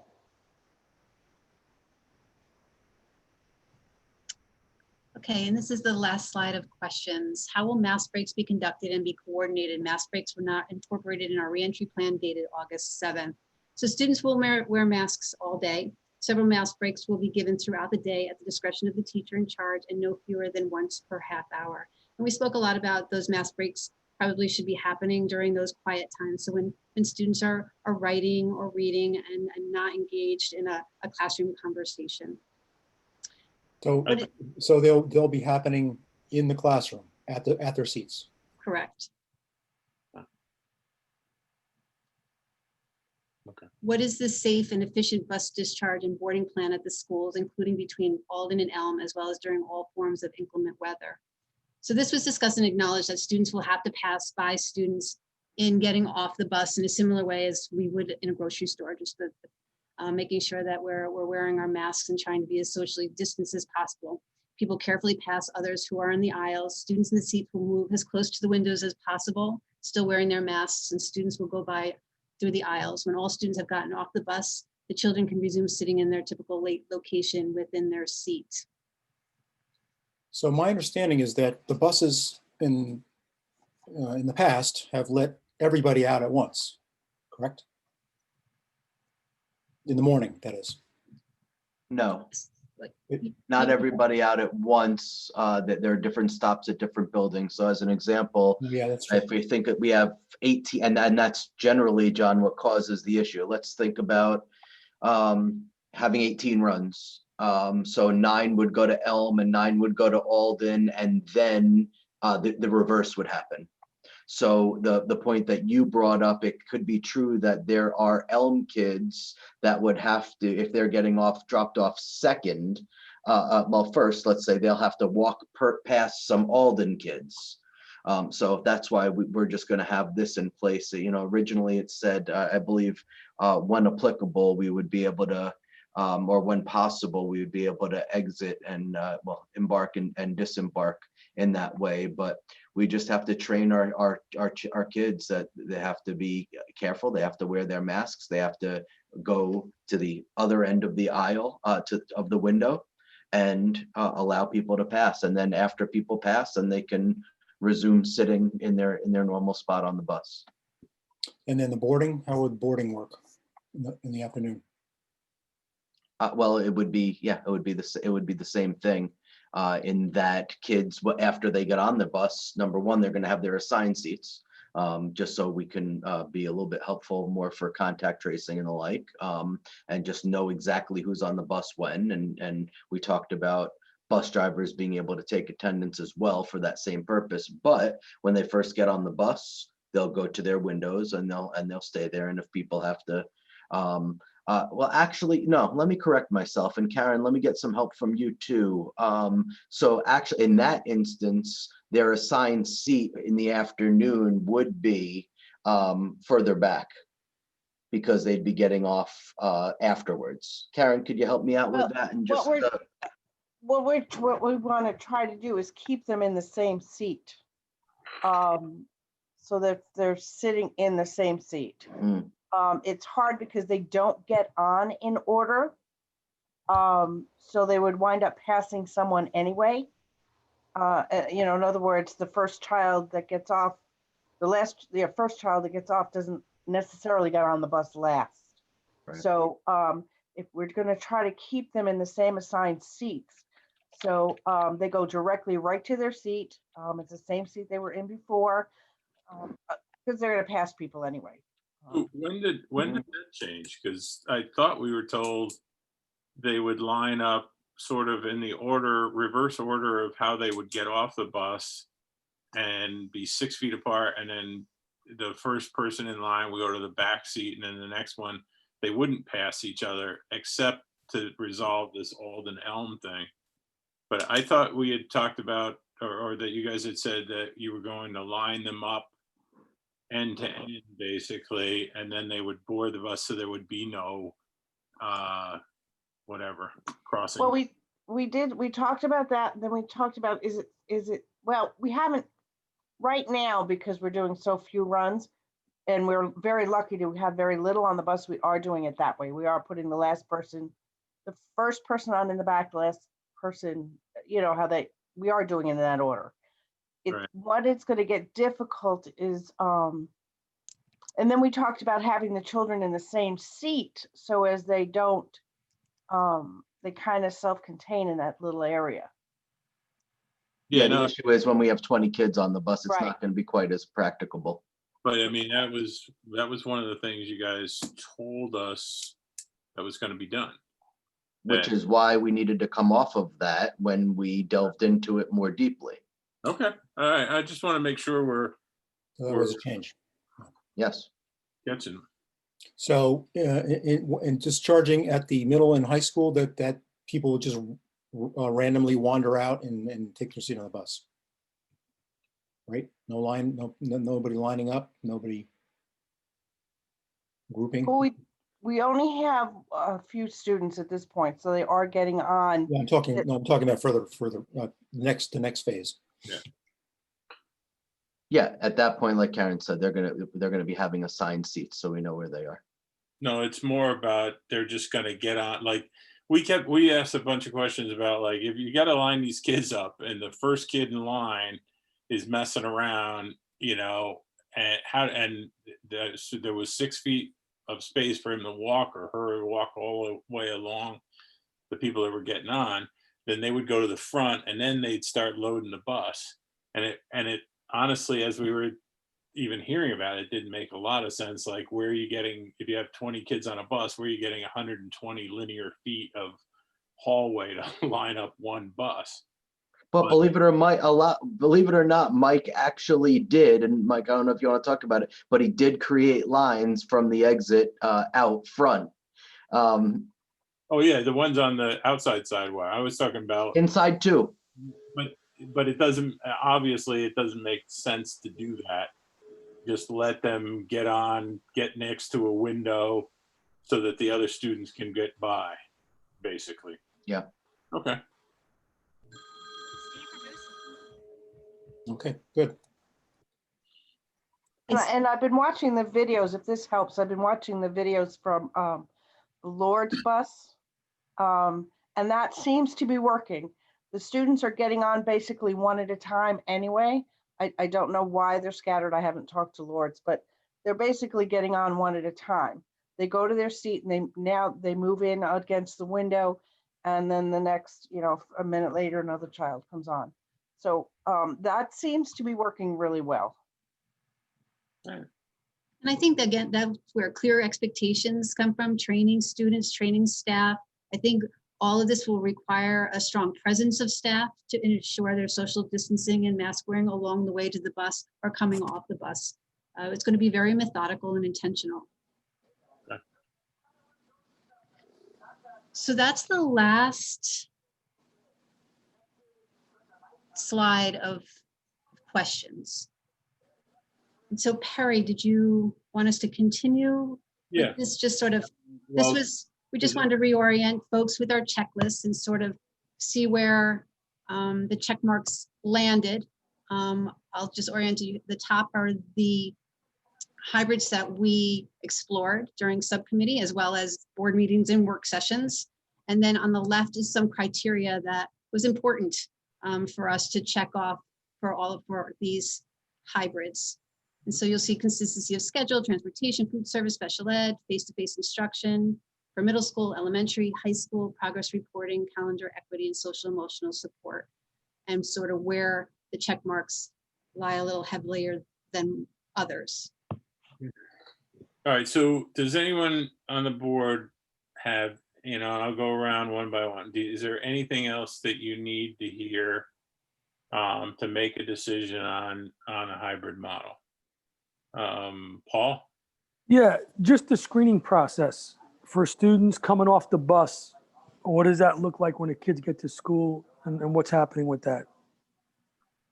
Well, and specifically, you know, I think it's we approved a stipend for transportation supervision or monitor or something. And now those are the people that are going to go, you know, to where the walkers come into school, where the drop-offs come, and where the buses are dropping off. Is that what those people are going to do, to check for fevers and make sure they have a form filled out and all that? Yeah, do you want to? Yeah. Mike Sotero, you want to say? Sure, I can speak for Elm, and then it's similar for each building, just a little different based on their architecture. So at Elm right now, our plan is to have 2 folks out front checking 1 bus at a time. You know, so we're only going to have 1 bus of 20 students with students exiting the bus, and that person will have a thermometer. They will check each individual student. If one student happens to have a high temperature, that student will be put to the side near that person. We'll make radio contact with that typist monitor who will be assisting our nurse, and they'll continue to scan the children, and then we'll go bus by bus by bus like that. So we'll have 2 people, so we can go 2 buses in front of the school, and then we'll have another person at parent drop-off. Same scenario.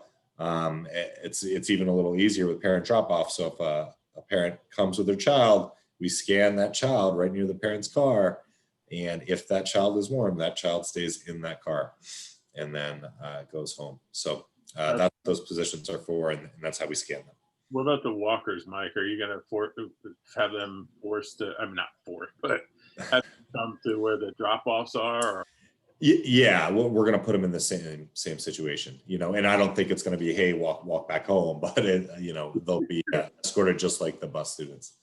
So, Mike, can I ask, when the kids are all coming in, so you got 1 or 2 buses you're dealing with, then you're dealing with some walkers, and you're dealing with parent drop-offs. So you really have almost 3 different areas.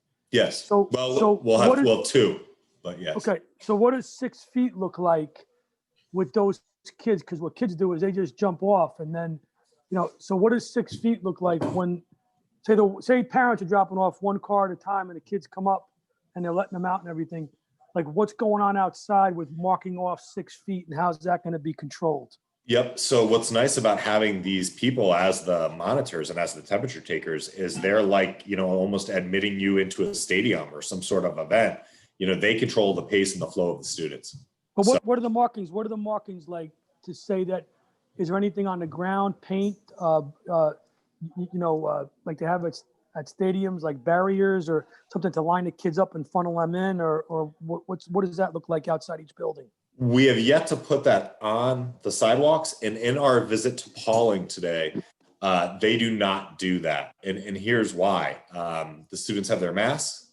So the masks are there when social distancing doesn't take place. They're not advocating, and they're certainly not letting out 5 buses and having all the students run in, but they're actually not even doing it as diligently as we have planned. And the students are filing 1 by 1 into the building without taking temperatures. They just rely on a parent screener. Mike, can I jump in for a second, since this is something we're already doing at the middle school? So a few things here. So at the middle school, this is something that's already occurring since we have students in the building. So first and foremost, I want to commend Mike and his team, because there are markings on the ground, both at the bus drop-off area as well as where the parent pickup area is going to be. And so that's all marked off by 6 feet apart. I think we're going to really clearly delineate how we're going to do the parent drop-off when we get there, and that'll be clearly communicated. We certainly have to discuss some things on whether we're going to have students step out and then take temperatures, or just do it while they're in the cars. I think that's kind of where we're leaning to keep it as clean as possible. But I will tell you, at the middle school, the way it works right now, all of the students have a student screener that their parents do while they are at home. Before they ever arrive in the building, we have a secretary who is monitoring these sheets to make sure that we don't have anybody coming in who has marked yes on any of the COVID-related symptoms. So that secretary currently is monitoring that and knows who is ready to be admitted into the building before they ever arrive. When they do arrive, they are coming off the bus. They're coming off one by one, socially distant. And then as they walk in the building, we have the touchless thermometer where the students just walk right up to it and put their face in front of it. And then they can clearly enter the building when it says that they're okay to do so. But we also have the handheld thermometers by hand. That way we can expedite the process, as well as account for any technological issues that could happen, any glitches, so that we do have a backup at all times. So again, we do have all those markings on the ground. We do have a process to get them in and out, both for buses. And then as we start to see this increase in parent drop-off, we are definitely going to have a much more clearly delineated plan as to kind of the more nuanced stuff of how we get them in and out of the building in that fashion. Yeah, but you know what? You're doing a small number right now, Steve. So that's going to increase, and it comes with speed. But what's done at one building should be set up and dittoed at all 3 buildings. You know what I mean? And that's actually I was gonna say exactly that. We've been trying to meet almost every other day to make sure that all of these processes that we are putting in place are exactly the same across all buildings. Because here's the deal: we know that in our community we have kids and families who have a child at Elm, we have one at Alden, we have one at the high school and the middle school, in some combination. So we want to make sure that those expectations are pretty clearly outlined for parents so that they can help us at home, because we know they're going to. And then that way we have the same process anywhere they're coming in the building. So we're definitely getting together to make sure all those plans are in place. And like I said, I think as soon as we know exactly what kind of model we're going with, those plans will be even more crystal clear, and then communicated obviously to the board and everybody else, and then to our parents in an expedited fashion so that we can get this rolling.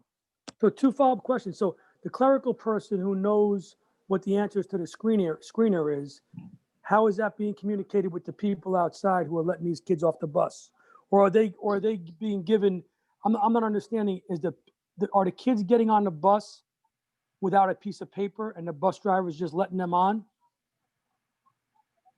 So in other words, when a kid's picked up at a bus stop, are they just being allowed on our buses, or are they giving the bus driver a piece of paper? No, they're getting on a bus. Okay, so we're letting kids get on a bus, Yes. not knowing what's going on. Why wouldn't we think about at the bus stop, they don't get on without a piece of paper? The bus denies them coming into our campus. And you refuse them? No. Yeah. I thought because if a kid's Well, listen, you don't want a kid who possibly could have a temperature or something going on to be on a bus with the rest of the kids and coming in. I mean, it should be that we should try to limit it. So I'm not saying that every kid might be okay, but there might be 1 or 2. Why can't we do it on that end too? I think at least I thought, Paul, and I could be, completely off base, but I thought the requirement was, we pull up to a bus stop, we don't have a choice but to take all the kids that are at that bus stop. You think about like a 3rd grader and their parent just drops them off at the bus stop and has to leave. And we say, no, you can't get on the bus. I mean, I thought we had to pick them up no matter what. And again, I could be wrong. But I thought that was maybe one of you guys. Certainly kindergarten and 1st grade, the younger elementary, for sure, we wouldn't be able to leave them unattended. But the other challenge that first students shared, Paul, was just the monitoring of that. The taking attendance was okay. You're not suggesting that they take temperatures, and that would be the real issue. No, I'm but suggesting that I maybe guess they from an correct the equity form. standpoint, so what do we do with kids who can't print up the form and say, here it is, I did it, and be able to show the proof? Then you send home copies of if you can send home paper copies, and the parents can either make copies or we provide the copies to families that don't have a printer. Or you just have everybody submits it electronically, and the bus drivers have the electronic forms. Okay, so you guys are going to have all these papers now being handled? You're No, worried about you're worried about the busing, but now you're asking for papers to be handed I to did. to the bus driver? No, Claudia, I'm worried about an affected student getting on our buses and coming in, and then in between that ride, however long some of the rides are, and my daughter from this end of town used to be on the bus for over 45 minutes. So in the winter, when the windows are gonna be closed, Claudia, and kids are gonna be on that bus who could have been exposed that Friday and coming in on a Monday with possible COVID symptoms. and my point was, you don't need to do it on paper. You know, No, you don't. get these forms electronically. A bus driver has, should have access to online forms. I mean, they have. I mean, that's a way of doing it. So if let's say they don't, though. I mean, we just pick up everybody, and one of the kids gets off the bus and has a fever. What happens now? The whole bus gets locked up. The one kid gets put in the quarantine room, and everybody else just kind of waits to see what happens. And this is, I know this goes back to the scenario thing, but what happens? The kid that got on, second to last, suddenly has a fever when he gets to school and we're doing the screening. He's got a fever. What happens to the rest of the bus? I'm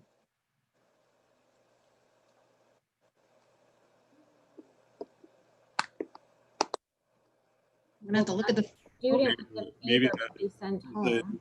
Is the nurse still on?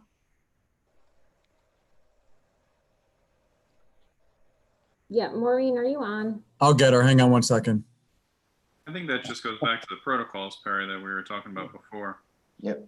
Yeah. And that's kind of like, what closes a class, what closes a school, what closes a district. I mean, those are just protocols that I'd like to see before, it's not going to stop us, like we said before, but just to put all the ducks in a row. So the expectations are there. My thing is, I mean, do we have the person that's checking, let's say we don't do that.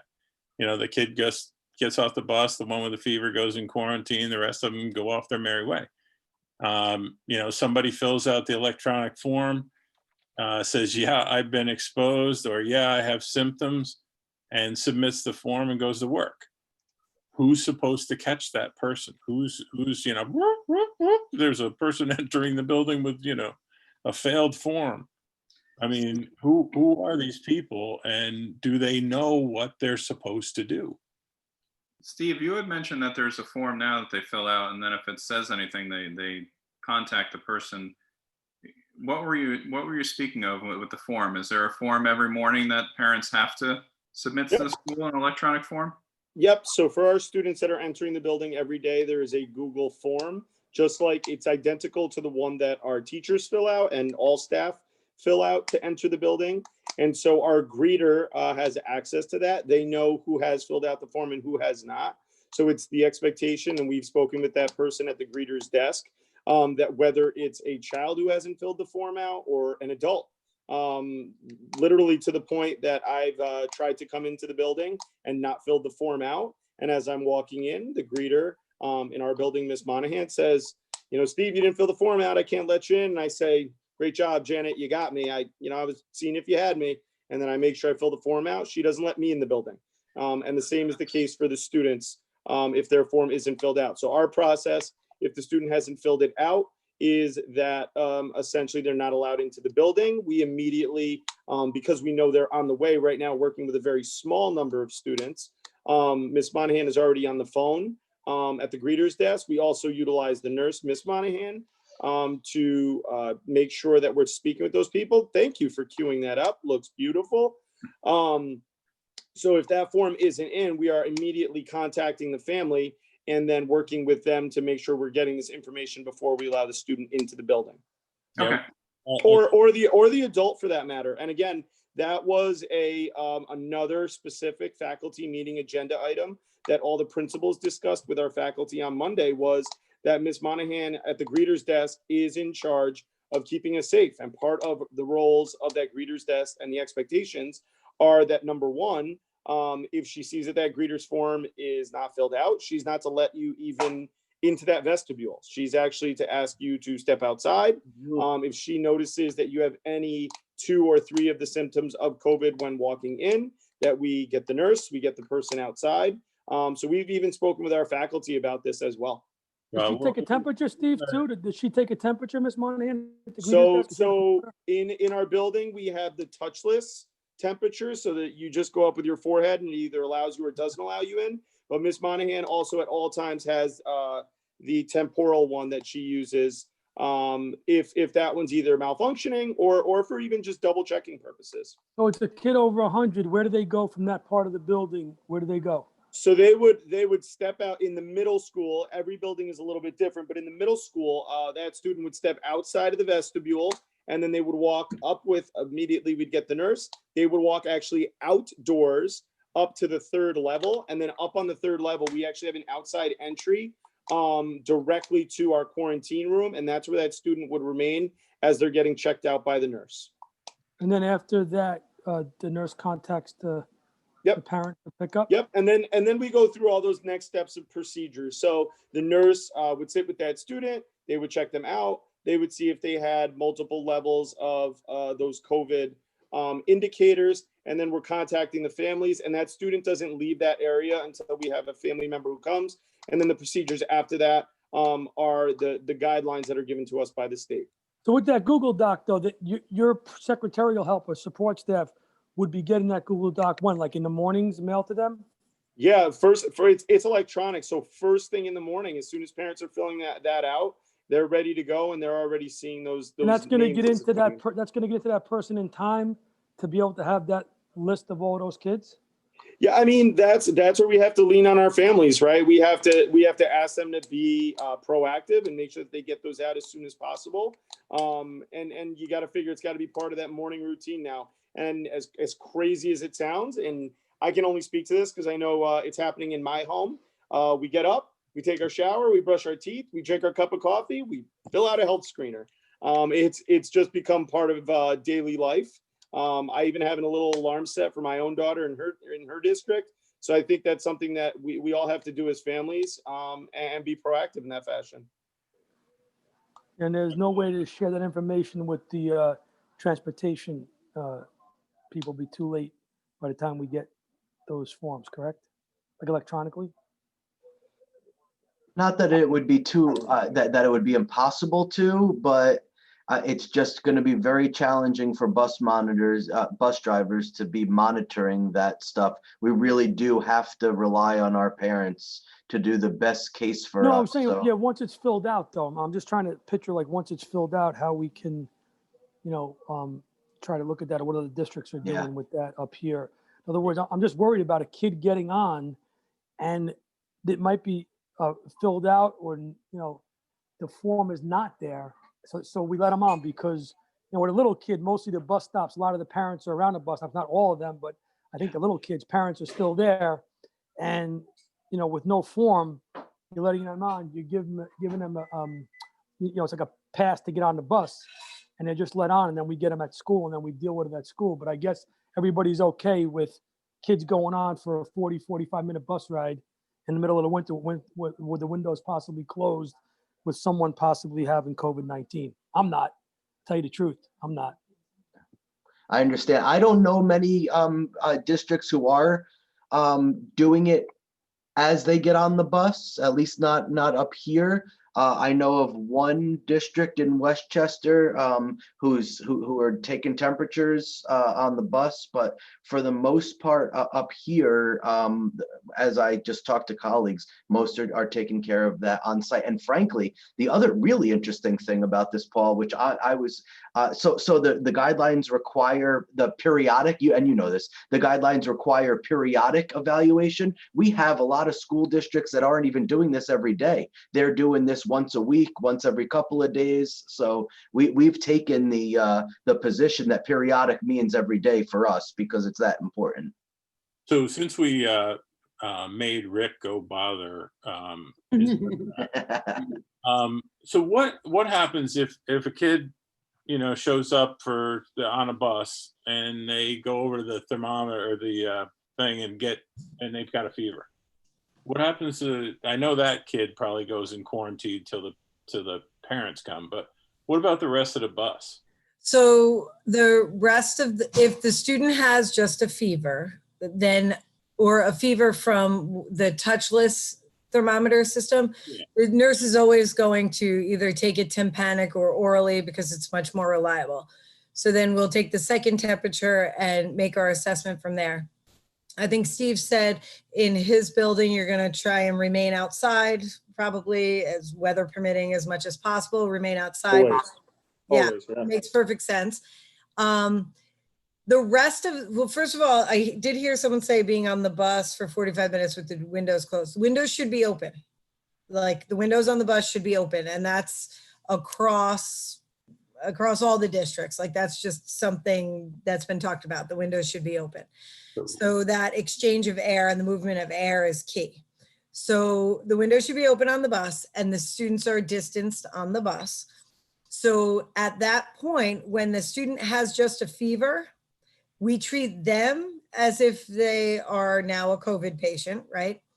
But nothing happens to anyone else on the bus until that student with the fever is a confirmed positive case. If that student with the fever then goes to the physician's office, has a rapid COVID, comes back positive, then that whole bus would go into a 14-day quarantine. But not until there's a confirmed positive. Haven't they all been in school possibly for 2 days? You know, running a mock. Before the results? Yeah, what's that? Before the results, is that what you mean? Right. Or, you know, even if they got it in a day, that still says the kids are, all those kids go to school for 2 days, basically. So honestly, that's part of the imperfection of the whole system because it can't be perfect. The rapid tests are much more readily available around here. Pulse MD is doing the 15-minute rapid test, and then they always follow up with the PCR after that to confirm they're positive or to confirm they're negative. So Pulse MD is a urgent care facility that there's one on Dutchess Turnpike, there's one in Wappingers. I've had experience now with the urgent care on Route 55 in LaGrange. They are resulting in the same day sometimes. So the turnaround on the testing times have significantly improved from what I feel like it was over the summer. But that's the Department of Health. Once it's a confirmed positive and you gotta, I mean, there's a. Why would we turn them loose? I mean, you know, a kid that has multiple symptoms on the bus, why would we turn the kids on the bus loose into school before we have a positive or negative test? So in theory, if the student with the fever is symptomatic, then they were exposed 2 to 3 days prior. So if that symptomatic student on the bus, say Monday morning, has their fever and now they've exposed their bus, but we don't even know that they're confirmed positive yet. Let's say we wait 24 to 48 hours for their confirmed positive. Then we quarantine the rest of that bus. In theory, the way it should work is if all of those kids were exposed on Monday morning from that symptomatic fever, yeah, 48 hours later are when they're getting to the point where they too will be contagious. So the viral load from like if they're exposed on the bus that morning and they walk into the building, they're not spreading COVID. The virus has to live in them and it has to get to a certain viral load so that they are either symptomatic or they may be an asymptomatic contagious carrier. But that's going to take 2 to 3 days for them from their exposure to their ability to infect everyone else. So the fact that the testing has gotten shorter, some 15-minute tests, some 24, 48 hours, I'm going to say, I really haven't had many people have results that take longer than 48 hours. I'm at Dutchess Day School and we have cleared, since the first day of school, we have cleared 37 students and faculty, which means we have sent them out symptomatic of some sort, whether it just be runny nose congestion, a fever, a sore throat. We've put them out. They've gotten a negative COVID. physician documentation, symptom resolution, and come back to school already. 37 different people. 37. Thirty- Since when? The first day of school. Well, no, September 8th or 9th? Or something? Actually, they didn't really have a full load until the Monday after. September 15th. Right. So, yeah, September 13th, maybe. So 37 people in 3 weeks. Yep. And the urgent cares, the pediatricians' offices, they're all kind of catching on. Like it's just required. The kids can't get back to school without a COVID test. They go in. I had a student today, had a sore throat. They went in, they got their strep test, they got their COVID test, they got a flu test, they went home. And they won't be back to school until their symptoms have resolved. You know, today's Tuesday, maybe they'll be in Friday.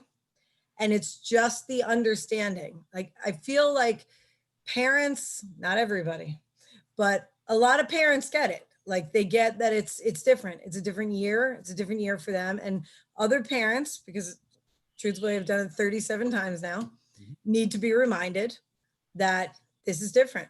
This is a different year. It's lower threshold. And no one wants to be that person. So the only way they return, Maureen, is with a negative COVID test or an alternative diagnosis that it's not COVID. Yeah, no, not anymore, actually, Paul. They changed the Department of Health changed it to a required negative COVID test. That's in Dutchess County Department of Health? No, actually, it's New York State Department of Health. Okay. They just sent us the toolbox. It did take them till September 30th. That's even better. That's even better. That's even It's more. required. Now, I will say we had one refusal who opted not to have their child get the COVID test. Hence, that child had to be in isolation for 10 days. So they can't come back to school for 10 days from symptom onset. So you said 37 people out of about what kind of population are we talking? 172 students plus faculty and staff. So say it's 300 total.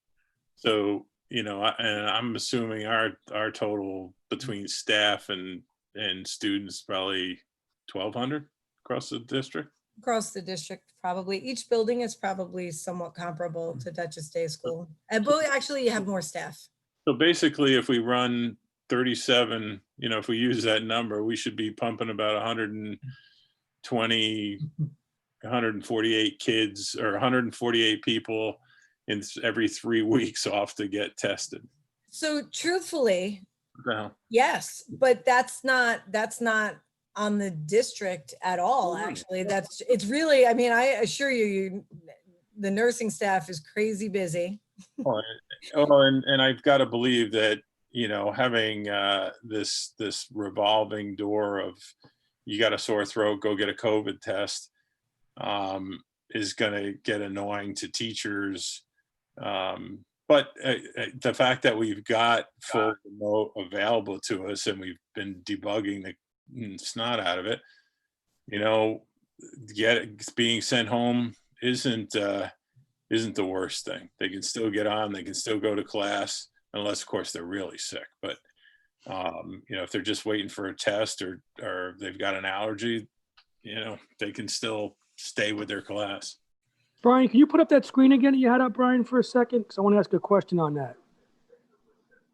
Can I ask them, can you just remind me, are the students wearing the masks on the bus? Yes. So that could help in, like Paul's question, you know, not that it's going to keep everyone safe, but that's another protective layer. With this chart, Brian, it says the HCP recommends COVID-19 diagnostic test, or the HCP gives an alternative diagnosis.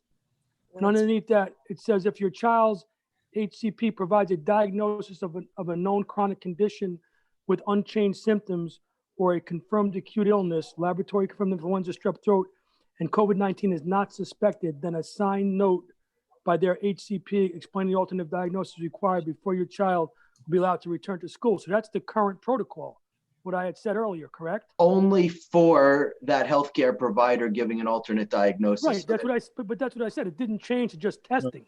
But I thought, didn't she just say that that they'd taken that away? That it had to be a negative test? It's right up here. right, Brian, is this from the toolkit? This is from the toolkit. This is from the toolkit. So can But my it's child, current is what I'm saying. right? This is the hold on. current information. My child has COVID-19 symptoms. Can they then go back to school? Yeah, but this is what you're talking about, Paul, is that if they have a known chronic condition with unchanged symptoms and the doctor, so say for example, you have seasonal allergies and they're documented by your physician and they've not changed. So from this date to this date, you have ragweed allergies. Yeah. And nothing No, has I'm changed. agreeing with that. I'm just saying that they wouldn't have to go through a COVID test. The doctor would say they have this annually each year. They can go back to school now. Okay, so yes, you're right. I've But been doing this down in Westchester in my school district, and we've been doing it wrong for the last month. But I'm just, no, well, I'll tell you how we've handled allergies so far. I will say honestly, oftentimes it's not on the child's physical exam, which comes annually, that they have seasonal allergies. Sometimes physicians put it on, oftentimes they don't. So that's the official documentation that we have to go by. So if the child then comes back with official documentation that they have seasonal allergies, then and it's just like runny nose and congestion secondary to the seasonal allergies. As long as that doesn't change, then they can stay in school. If they have the runny nose and congestion, and then they have a sore throat, now it's a whole new ballgame. But very few healthcare providers are going to bet their money on seasonal allergies that were undocumented before the COVID pandemic.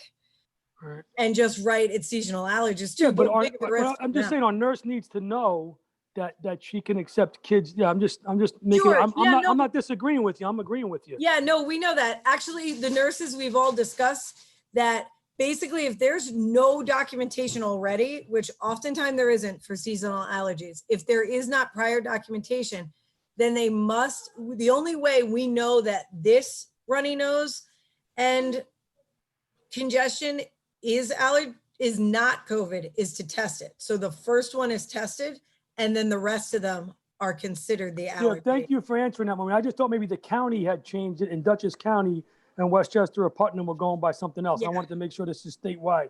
But thanks for putting this up, Brian. Thank you. Sure. And listen, this was only very recently that the Department of Health from New York State put this out. And prior to that, our nursing staff was getting together and putting together their own flow charts to make sure we were in the right direction. I think they may have stolen our flow charts.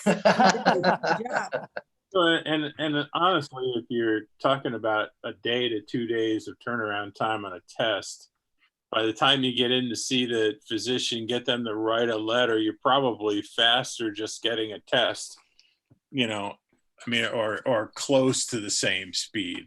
When it was 10 days, 2 weeks to get a test, that's then you want to be able to have an alternate method. I thought I misunderstood. I thought what you were saying is that a doctor could basically say, no, this doesn't look like COVID to me, and write a letter. It's basically got to be a documented, hey, they've got allergies, and that's why they're documenting it now. They're ruling out COVID and documenting it now. Okay. Barry, can I clarify one thing before we move on? Yeah, we had spent a lot of time talking about cohorts and not mixing them and, with the sports and everything else, but it sounded like earlier in this conversation that the kids will be moving to different classrooms during their day. Has that changed from before where they were going to stay in the same classroom all day long? So that changed, I believe, when we had the conversation about using large spaces. And so K-5 will be pretty much the same classroom all day, every day, and that the movement of the older students was feasible if done safely. Okay. So they will be mixing cohorts then in the middle school and high school. I just want to make sure everybody is on the same page. Okay. I have one question going back. Oh, sorry, John. You want to go, John? You go. All right, thank you. All right, thanks. Just going back to the bus question about having windows open, which I get it, but if we have 20-degree weather and a heavy wet rain and a busload of kindergartners, I think we're going to end up testing them for pneumonia instead of COVID. I don't know how we're going to get around that. Or we might toughen them up a little bit. No, I'm just kidding. Mean nerd. The state says that if it's under 45 degrees, we don't have to have the windows open. But what the drivers have been doing then is like opening every third window, so at least some air gets through. All right, so that makes sense. Right. In my very minor comment, the DOH flow chart we just saw, is that worth putting a link in on our site or posting that there? Yes. Yes. Carrie and I are in conversation. Thank you. Who's been posting it, yeah. Laura, I have a question. When they do the screening, the online screening, and if somebody, the parents are at home doing this, like, so let's say it's me, I'm coming in, I'm doing this for my son to go in, and I click on yes, and he's already gotten on the bus, and do you get like an alert? Is there some sort of alert that comes out to say, oh, we have a yes, or does the monitor have to go through the entire spreadsheet or the screen or whatever it may be to see this? Or is it something that pops up and you get an automatic email? And also, how many monitors are there? I know that we've been in the process of hiring some more people for the school. Has there been have you gotten a lot of applications? Is there, how's that going? Or Cheryl, not a lot of applications, correct? Nope, we have 2. One for a monitor and one for teacher assistant. I told Laura this before, and we were at Dutchess County School Board Association Tuesday night, or no, last Thursday, and there was a bunch of people talking about all the people that they've laid off: monitors, teaching assistants, maintenance people. And now I think a lot of them were across the river, but I don't understand why we can't find these people.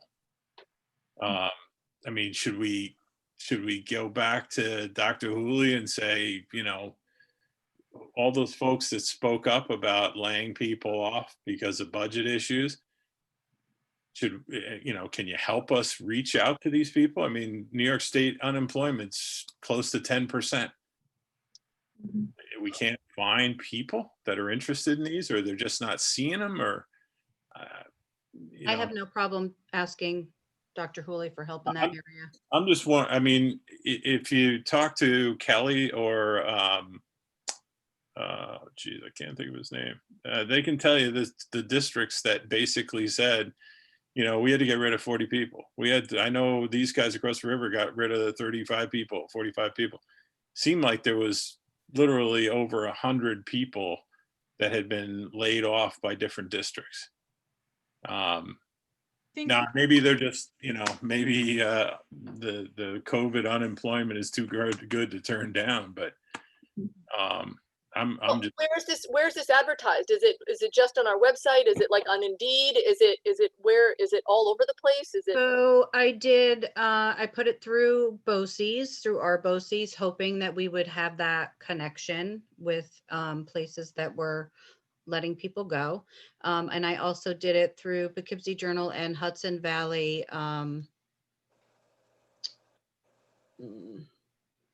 Hudson Valley. Help Wanted. I can't think of what it was called, but it's one of the popular ones. I didn't do Indeed. I'm not sure that was one of my options going through Boces. So, I chose a few different places, and I'll have to go back and put them out again. I mean. And we're also going to use Chris's idea of sending it out school messenger to Yep. see if families and communities members. So we're going to be doing that this week as well. And maybe we'll touch base with Boces and see if they can hook us up with somebody. But part of that might be if they let people go and they go back and depending on what hybrid models they go into, those people, they may need those people back. So maybe there's something going on there too. I'm not sure. I don't know, maybe we can give you a back, which schools they were that let all these people go. Yeah. because- Yep. All right. And then just to follow up with your question regarding Yeah. the questionnaire, Claudia, it goes through the Google form and it's on our website, so parents fill it out. And then there's a spreadsheet that is created, and on the spreadsheet there are tabs per building. So, and they're time stamped and date stamped. So the monitor or the greeter can look at the tab of the school that he or she is in and see if when somebody answers yes, it's alerted with a red, that's highlighted in red. So they can see it easily. But so it doesn't kick back. So if I fill this out and I hit one of them and I hit yes to one of them, there's not a pop-up screen that says you need to stay home. It doesn't tell the parent or something like, whoops, stop, you cannot go to school now, you have to stay home. It doesn't say that? It doesn't say that. Oh. But I wonder, we've been exploring EduForm. I don't know if Brian or Elliot can speak to it. I don't know what all of the tools are within that. I mean, Put on there, go ahead, Bert. no, I was just going to say, I mean, if it's our staff, they should have, their ears should have fallen off from all the education they've got on when they can't come to work, what what are symptoms, what are don't show up here. Our parents, I would assume, got the same thing. If you say you've got symptoms of COVID, you can't go to work. Now, I mean, we could put pop-ups and stuff, or we can, like actually put something on their badges, I would think. But the point being that number one, it's got to be caught before they get in the building. And B, they should know better. Well, can't you put on the questionnaire, if you answered yes to any of these, please keep your child home and contact the school or something, or underneath each question or somewhere highlighted? I mean, Does The say challenge is each Yeah. one has, you do have to analyze each case individually, the way that the questions are written. So if somebody continuously asks as an example, or answers as an example, yes, I was tested within the past 14 days. It may have been for a reason that our nurses understand and they're cleared for, and then they'd be told they have to. So it really does require, and Maureen can certainly speak to this better than I can, but it really does require an individual analysis. well, what if they say they've traveled outside of New York State? You can't really ask that of, a 6-year-old that question. So in the case like that, you're going to have to call the parents to ask those questions. well, the parents should be filling it out at that point. Well, no, I know, but if they say they've traveled outside of New York, there needs to be a follow-up question to that. Like, I think there is, doesn't it? oh, it does? Okay. I didn't know. Auto-populate? Brian, do you have a copy of the health screener handy that you could put up or no? Just on the screen. And what about, The health screener's on the screen? Will do. Hold on. Jen has a question. I don't know if anybody can hear her, but I keep seeing her try to ask something. I don't know where she went. Maybe she's getting off and come back on. She's going to sign out and come back in because it's not working. Oh, I keep seeing her talking and she just stops. Just so everybody, when Jen comes back in, I want you all to go. What happens if a parent doesn't send the form, but sends little Sally or little Johnny into school anyway? Oh, there it is. Thank you, Brian. You're welcome. I think the answer is they go into quarantine and they're told to, they call the parent and get them in there to take the student home. I think they're intercepted. The student would be intercepted, and then the phone call would be made. And if the parent could then fill out the form, or can, verify whatever the question was with the form, or just the fact that the form wasn't done at all. Right. Well, let's hope. Can you hear me? So why don't you populate one of these, Brian, with that'll probably get you out of work tomorrow. Put in a yes. Harry's name. Well, you won't have the benefit of seeing the spreadsheet that it populates. Yeah, That's on the back end. I was more interested, like if you said, yeah, I've got COVID. I tested positive yesterday. I don't know if that's a question, but I tested positive. I would assume it somehow goes, well, you know, you're not going to school. No, it doesn't. Oh, okay, all right. Well, that's what I mean. Like, it should be an automatic, nope, you can't go. It's like a bar, like for a train. That's what I was trying to share before, Claudia. So because each case really needs to be delved into on an individual basis, it can't just be a carte blanche, you have to stay home. So as an example, has your child been tested in the past 14 days? The answer to that may be yes. And the nurse may understand and know all the reasons for which that happened. And if we just said, well, you answered yes, you have to stay home, then we're precluding the nurse from doing their evaluation when we may be absenting kids from their instruction without any reason to. Okay, so then it can say, can you please contact the school nurse?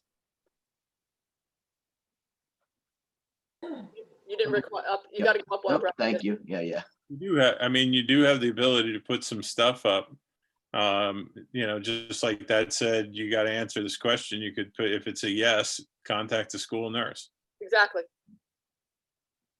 So notice Brian answered yes, he had been tested, and then it forwarded to these questions, like when were you tested and what was the result or the results pending. So put The into questionnaire does branch a little bit, at least. Put in yesterday's date. Like put the in travel one. today's date and then put in positive.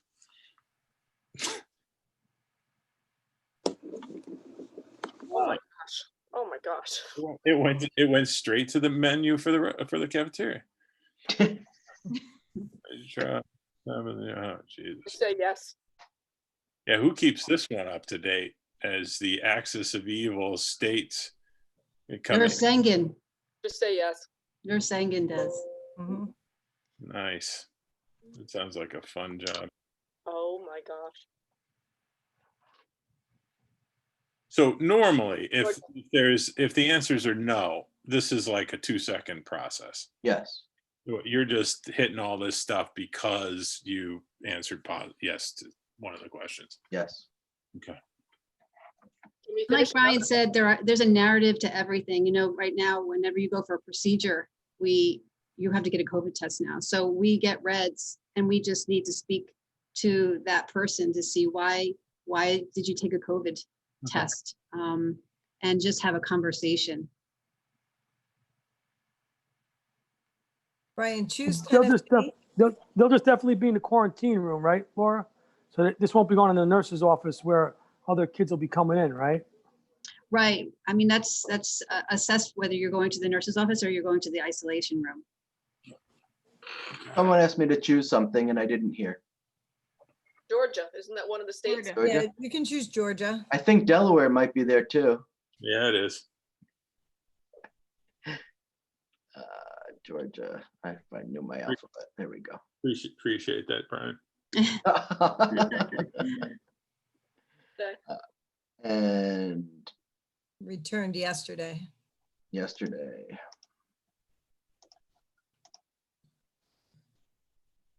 Okay. By typing your name below, you confirm and certify that you've checked your child's temperature at home today. It's not greater than 100 degrees. But didn't that other question ask them if the child had or if you had a temperature greater than 100 degrees? Wasn't that a question? Anyway. In the last 14 days, the question. Yeah, I don't want to debug the questionnaire. Okay. All right. Can I speak? Can you hear me? Yes. Okay, sorry. So my microphone went, I don't know. Elliot, I'm sure I'll be seeing you tomorrow again anyway. But I just wanted to, I was on the same meeting as Perry with the Dutchess County, and Cheryl, if this does help, it was Dr. Hooley that spoke about the layoffs. I didn't get like exactly what schools, if that does help, but I do know also that I wrote down that a lot of the schools were I know Dover had hired a nurse's aide and custodian. So some of the schools are actually either looking for health aides or hiring, so that might be part of the problem too. But I do know that Dr. Hooley did mention that. So I thought the same thing, like, if these people are willing to work, that would be great if we could scoop them up. And then the only other thing I wanted to not really ask, but I know Steve had mentioned what you were doing in terms of the kids' expectations coming back. I think that's great. And I don't know if the other schools are like Elm and, you know, if the other schools are doing it.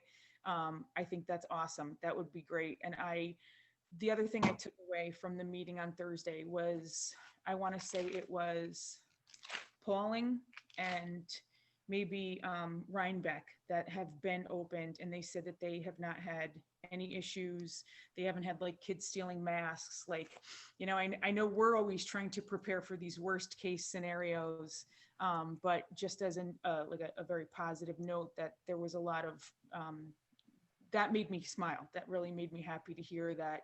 I think out of all those schools, one school had a kid that they had sent in to test positive and it came back negative. So just to put a little. The one thing to keep in mind, nothing against any of the school boards or school districts, but it would be like, I mean, they're all school board people. If I asked you, or if I asked John, hey, how many times have we had an issue with kids not wearing masks? You'd probably go, well, my daughter wears it all the time. You know, I honestly, I couldn't tell you if there was, you know, with the kids that we have in, if there's been no issues, if there's been, you know, everybody runs around playing swap the mask every day. I couldn't tell you. Yeah, I do think that our kids, the majority of them, are used to it. I know, like if I take my daughter to the grocery store, she wears my mask, you know, and she's only 7. So, but they also, one of the schools did say that there was a lot of anxiety before this, and that, you know, it was like, you know, communication, you know, is just of the utmost importance. It was critical. So, and I assume that means between everybody. Okay. So, Paul, you good on the, where'd you go? Oh, there you are. Right here. You good on the check-in process or assessment? Yeah, man. Listen, we're doing whatever we can. I totally trust these guys. I just think asking each other these questions is better to get it done now before, you know, we actually go into the live, you know, season and are really living it. But it's just different with planning and people coming in and people being, you know, screened, and the numbers get crazy. It's just not as easy as it really sounds until you do it. And then it's a lot. I don't care how small the district is. It's a lot at one time with walkers, drop-offs, buses, and everything else. And like I said, I just think that in the morning, 2 people, even though for a small, it doesn't sound like a lot, doesn't seem like enough to me. I think, you know, I don't know. I mean, I don't know how many people we need, but 2 people in each building, I hope they're out front and they're alone and they got good walkie-talkies and they're talking to people that are communicating about the list and everybody knows what's going on. Steve made it sound really like it's down pat. And I think what he's doing at the middle school should be modeled with Mike and with Eric too, all 3, whatever the markings are outside, whatever Steve's doing, they're all, I know you guys are all meeting about it, but it should be in place everywhere, which it sounds good to me. Sounds like you guys got it going on. The bus part, I got to tell you, I wish there was a way technology-wise that they could get that list early in the morning. And I'm not saying throw a kid off the bus. I'm just saying that your kid popped up today and without embarrassing, I guess it's, I don't know how you would do it. Say that, you know, I don't know. There are districts doing it. There are districts doing it. All right. All right. So any other, I mean, that was sort of the end of the, whoops, shoot. That was the end of the, I'll call it responses to the board on questions, concerns, comments. Is there, I'll walk around unless somebody has something they want to say right away. I'll go board member by board member. Is there something that you're still missing? I'll start with Paul. Why you start with me? Well, some kind of hey, what are you starting with me, bud? On a serious note, I am a lot more, you know, less concerned and a lot more informed tonight. So thank Laura, Caroline, Brian, you know, the principals. Thank you guys, and even Mrs. Sipe for being in the meeting tonight. I just feel a lot better than I felt like 5 or 6 weeks ago. A lot better. And thank you guys, Mike Satara, the other principal on elementary at the lower grade school.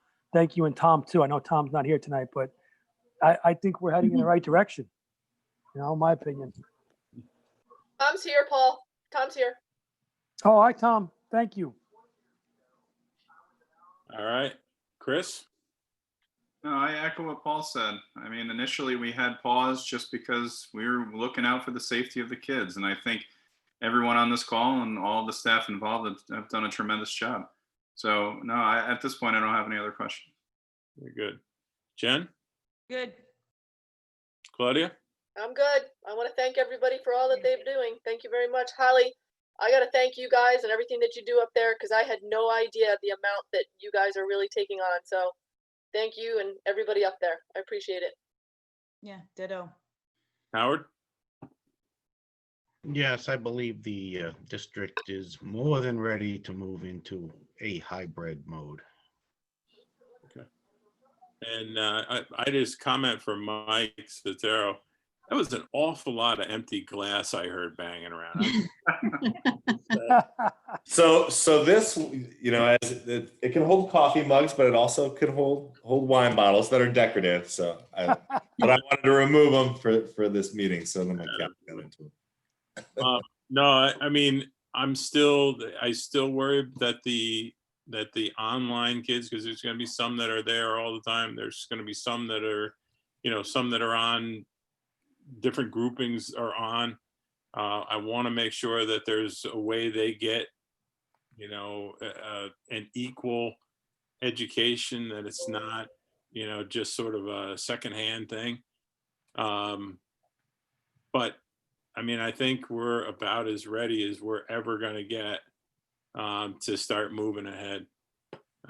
So Laura, did you, one of the things I'd asked Laura to do was to put together, so assuming we get through this, we're not throwing stuff, and, you know, what is your proposal for moving forward? Oh, I'm sorry, John, where the hell are you? Oh, there you are. You confused me with the books, John. Did you have anything you wanted to add? No, again, thank you very much. I think we're all very well informed. Cool. Perry, I left out Elliot before too. I didn't mean to do that, but thank you, Elliot, too, as a team. Thank you. All right. So anyway, what I had asked Laura was to give us, you know, knowing about the amount of money we have, knowing the status of where the district is and our plans are, knowing, you know, where we gave the approval to move forward with that first level of resources, but approving it and getting it are two different things. So I asked Laura to put together a proposal that basically says, this is what we, the administration, feel the district should do on November 2nd. So Elliot, can you just put up the, Yeah, 1 second. yeah.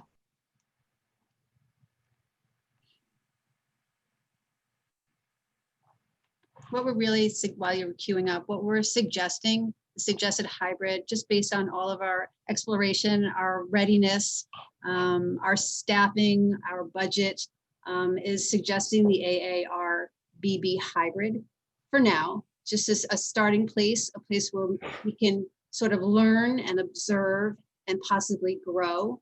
And what we would do is via online survey, we would ask parents to commit to an instructional model, a hybrid or remote. And that would also inform transportation and meal requests for one academic quarter. So that would take us to January 29th. So we know we have holidays in there, and we'll talk a little bit about how we would phase into a hybrid, having a hybrid for a hybrid. And so by the end of the January 29th, that's the end of the second quarter. So mid-January, early January, we would resurvey parents for whether they wanted to stick with remote or hybrid, change their mind, confirm what they chose in the beginning, as well as to inform transportation if there are changes and meal requests for changes. And then that would lead us to April 16th and the third quarter. So Laura, so assuming we get through something, that would you guys put this, excuse me, survey out like now to say, all right, would you commit November 2nd through January 29th? Is that the sort of the, you know, what will happen next? Yes, as soon as we get the go ahead on a hybrid, if it's this one, we would go into action, because this is then, once we know what the hybrid is, we can really get into the nitty gritty, the nuts and bolts, the real details of what we need to do to get this up and running, from schedules, transportation, food, facilities, student cohorts. This will allow us to start now digging deeper into this work. So that's that part. And then just, Mike, I'm going to put you on the spot, if you don't mind, just talk about the phase in proposal. Although we have been visiting other school districts and getting ideas, this is an idea that we've been discussing in depth, but it may take on new nuances as we're learning more and visiting more districts as well. Can we just go to that? Do we have that on the slide? Oh yeah, it's on the slide. Elliot, can you put the next slide on? So just take a moment and look at week 1. Yeah, it's 1, 3. Oh, kindergarten. So the purpose of week 1, as we've talked about in a previous session, is to bring in all the transition grades. Kindergarten, 3rd grade, 6th grade, 9th grade. The thought process in including grade 1 with grade K is that we do not want to put just kindergartners alone, you know, on a bus or coming into the school. They need some sort of buddies to help them. So that's the idea with 1. In the high school, similar thought process by bringing in the seniors. Seniors often are better role models than 10th graders to our 9th graders. They also work for Rick's link crew that they have up there. And at the same time, they're seniors. Let's get them into the building. For week 2, we have all the other grades coming in, and they'll be working in an AA Wednesday remote BB setting also. And it will be the week of them orientating themselves to the building along with us helping them. And then finally, week 3 is when we blend them all together and everyone comes back. So we're going to take 3 weeks. Week 1 is the transition grades with their helpers. Week 2 is everyone else, while the week 1 folks go back to remote. And then week 3 is bring them all together. Initially, we said, let's just do it in 2 weeks. Let's have the transition grades like week 1, and week 2 look like it does, but a full blending of everybody. But after talking to some other districts, and then especially after visiting Pauling today and all 4 of their buildings, or all 3 of their buildings, you know, easing in was the key factor that made them successful. You know, taking as much time as you can to make sure that it works at every grade level before fully testing the system with everybody in. And okay. Perry, go ahead. How does the AA and BB, how do you get assigned to one of those? So we're looking at that now. You know, if it was easy, it would just be straight up, hey, A through L, you are all A, the remaining alphabet is B.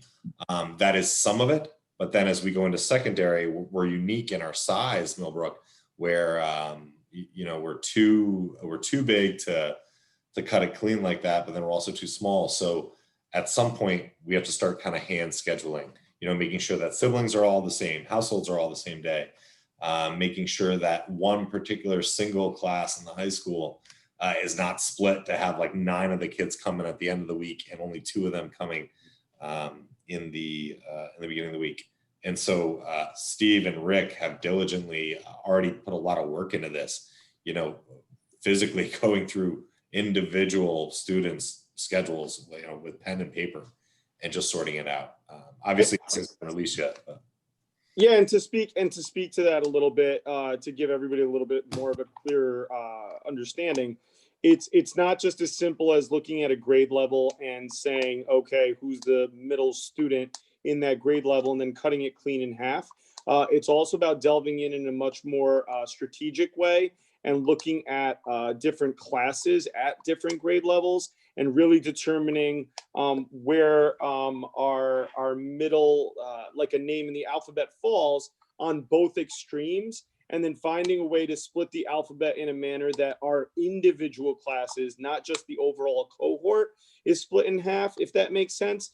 Because if you just did it clean by letter L in the alphabet, so to speak, it's very likely you could have a class, and not that some of these individual things may not happen anyway, but it's very likely you could have an individual class that while it has 23 students in it, maybe everybody's last name is between the letters A through L. And now you have a class of 23. And how do you split that into two? And now how does the teacher do that? So we've literally been looking on a grand level, but then also individually looking into smaller classes, and especially with the classes of larger class sizes. Yeah, I would just, I wouldn't just do even for the K through 5. I still wouldn't do just alphabetical, just because there's 1,000 reasons why kids shouldn't be in the same class. Like the kindergarten teacher says, man, when they go to first grade, don't ever put these two together.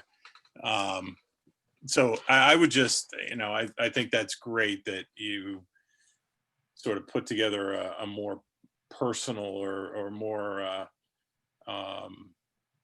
I don't want to say educated, but a more thorough process for figuring out who goes in which cohort. Okay. So we're talking 2 through 9, 9 through 16. So basically the week of Thanksgiving, I think, which would probably be good because it'd be a short week. I think that's the week of Thanksgiving. Maybe not. So if we looked at the calendar after we came up with this, because we weren't sure on when we would start, but if we did do that, you're right, it would bring us to that week of Thanksgiving. One idea we just kicked around, and this is completely off of, like an official, I guess, bringing it up. But one idea is that we're going to enter that week. There's only 2 days of school. Do we just put everybody for schedule equity back on remote those last 2 days? Because our family's going away. Do we need a week off of physical presence, to kind of reflect on what we've done, to clean everything, to kind of reset some things going on. So that's out there too. If we do these 3 weeks, that third week we're all in, and then instead of Monday, Tuesday, do we just put everyone on remote to kind of settle? But that's not out for voting. That's just one of the ideas tossed around. So.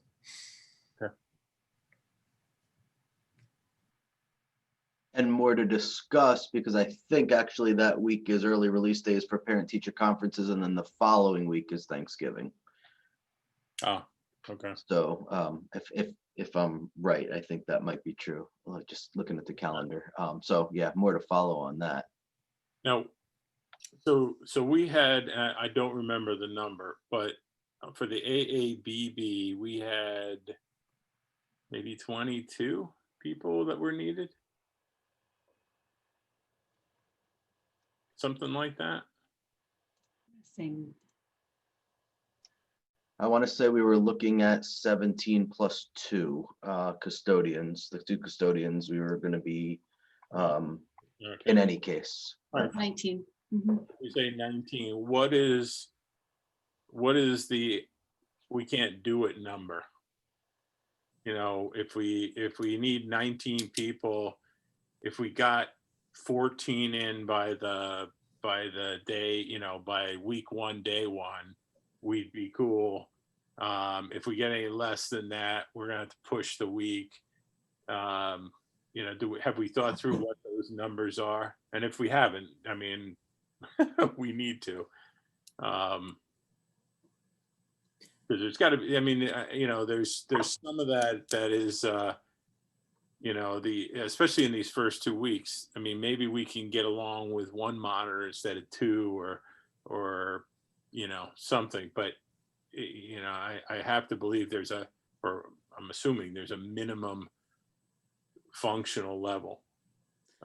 Brian, was that 19 the before we last had our conversation with the Board of Education, didn't we go down one monitor? I'm looking at, I thought we went with the AA. Oh, no, maybe you're right. Maybe you guys, I don't know. We need to know what that number Okay. is. I mean, it doesn't stop, again, it doesn't stop us from talking about, and the model that we're saying implement on November 2nd. It's just a point in time where if we don't have the people, yeah. So, and I don't know what we can do, if there's anything we can do to help you, to go after more people, to ring a few bells. But anyway, so what's the, I'd like to go around to the board, and what's your thoughts? I don't have them anymore.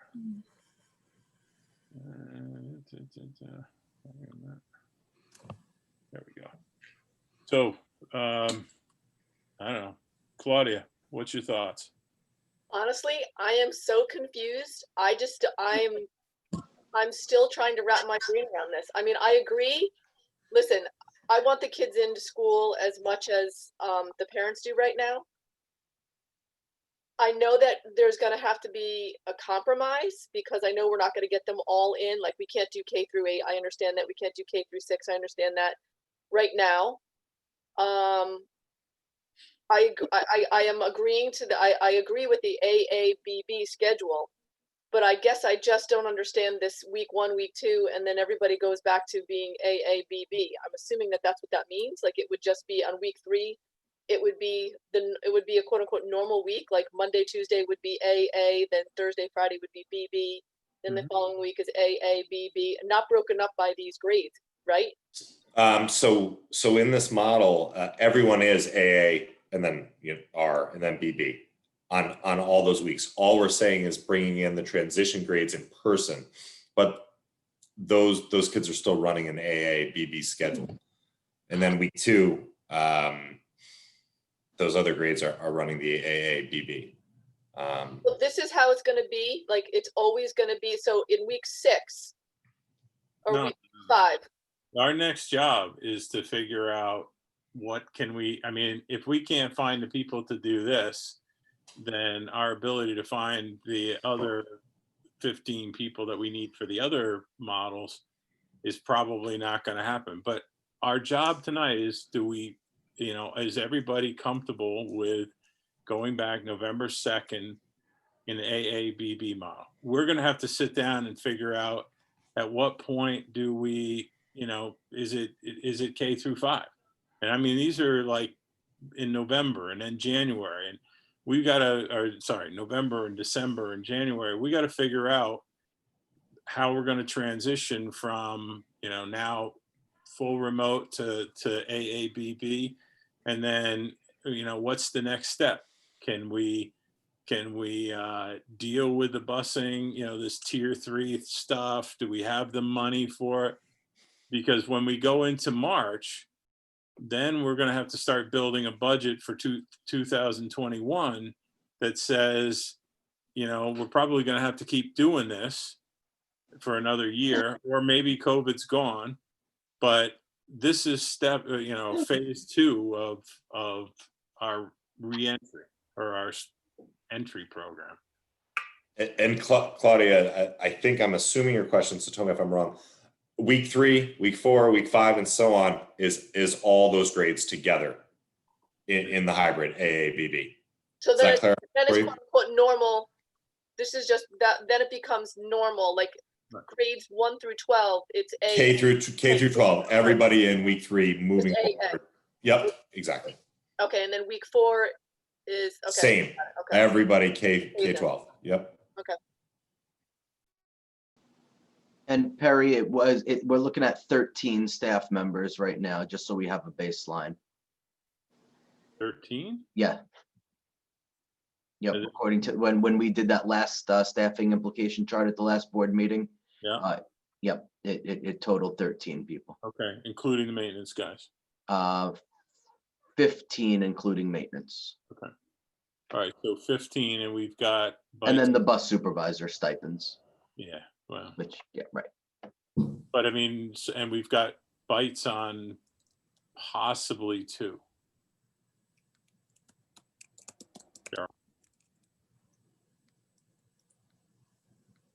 Cheryl, I'm sorry, Perry. I was reading a question. Sorry about that. that's all right. Can you ask, I didn't hear you because I was reading somebody's question. Right now, of what after what we've published or put out there, we basically have 2 possible candidates. Yes, that's correct. Okay. So we need to find a way to, if this is what we're doing, we need to find a way to step up in a hurry. Call to all parents, call to all parents.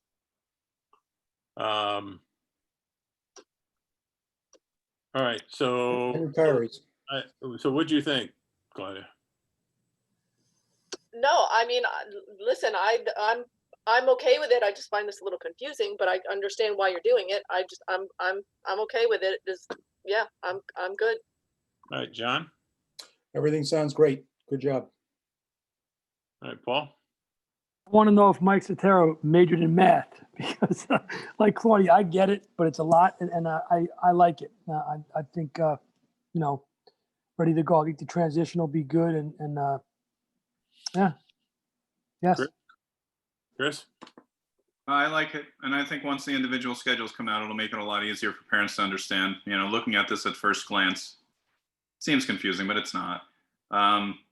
Might seem like a silly question. Is there any option for using a temp agency to bring people in for just the monitors? Good idea.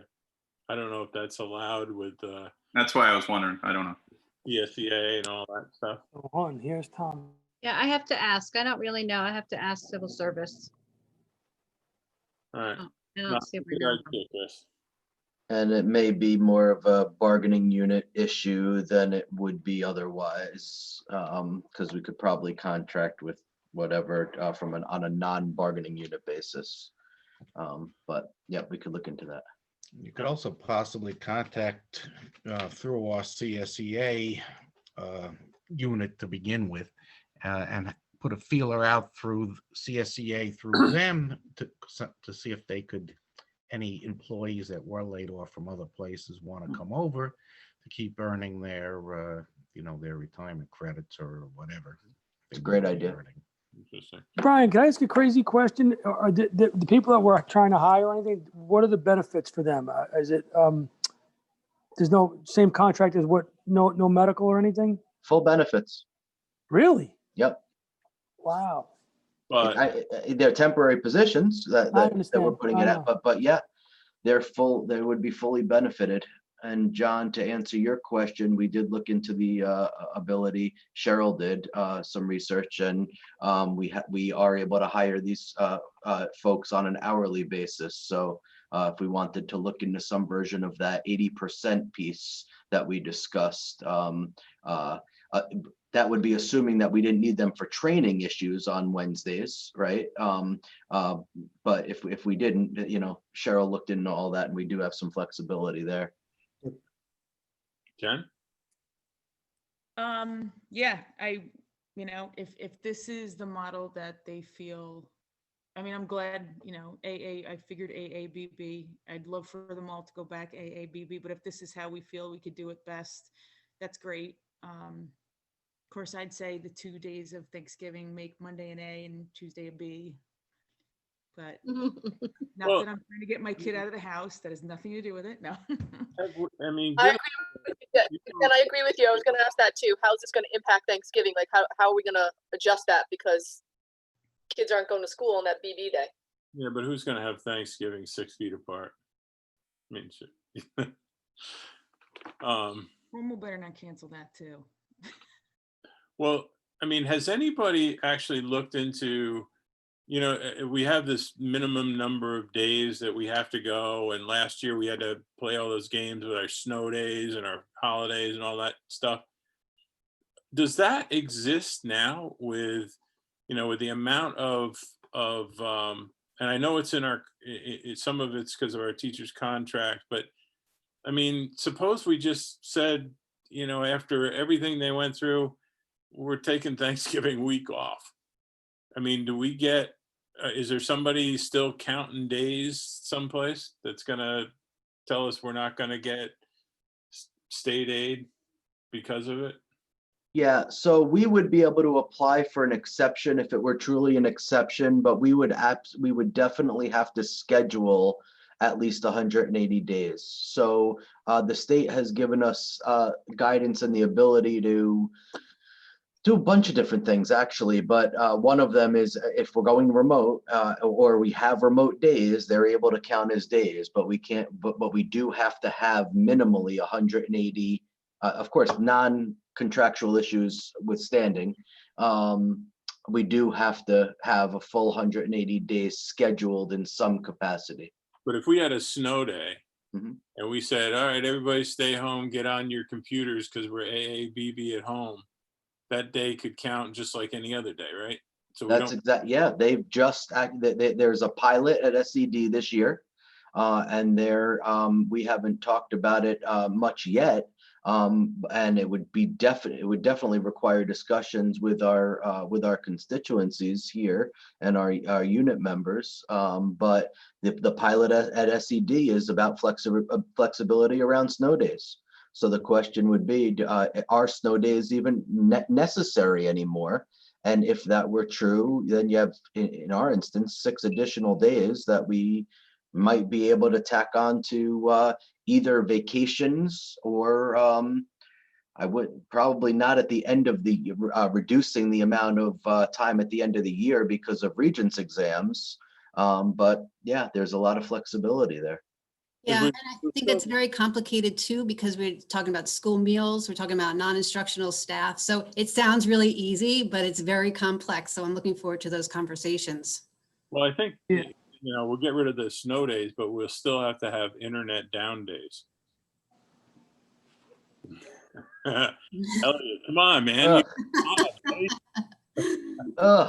You can't really expect me to get excited about that comment, can you? Anyway, let's see, who didn't I hit?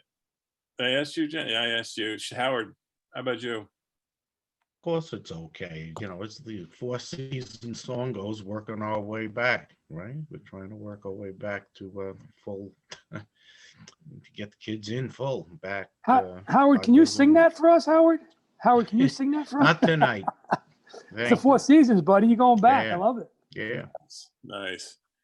All right. Yeah. I mean, I don't see it. The way I was looking at it was given the amount of resource we need, there's only 2 options at this point in time. One is stay full remote and, you know, and the other is this AABB. I mean, there doesn't appear to be another option that's even available to, I mean, rather than like that AB nonsense. But I mean, doesn't seem to be any other option for us. So I guess we need a motion. Do we have a motion to approve the plan as submitted by Laura and the administrative team? I'll make So the moved. motion. Claudia beat me. Jen's gonna beat everybody else. I'll second it.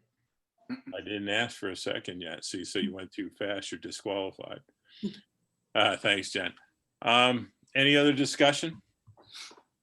Well, I just want to again thank everyone. Perry, I know it's tough conversations and tough dialogue, but everybody I think really responded and did a great job. And thank you all. Thank you. Very good. All right. All in favor? Aye. Aye. Aye. Any against? Very good. All right. That start date would be what, Perry? November 3rd? November 2nd. Second, transitioning in as is on here. Okay. Yep. All right. I gotta go find my agenda.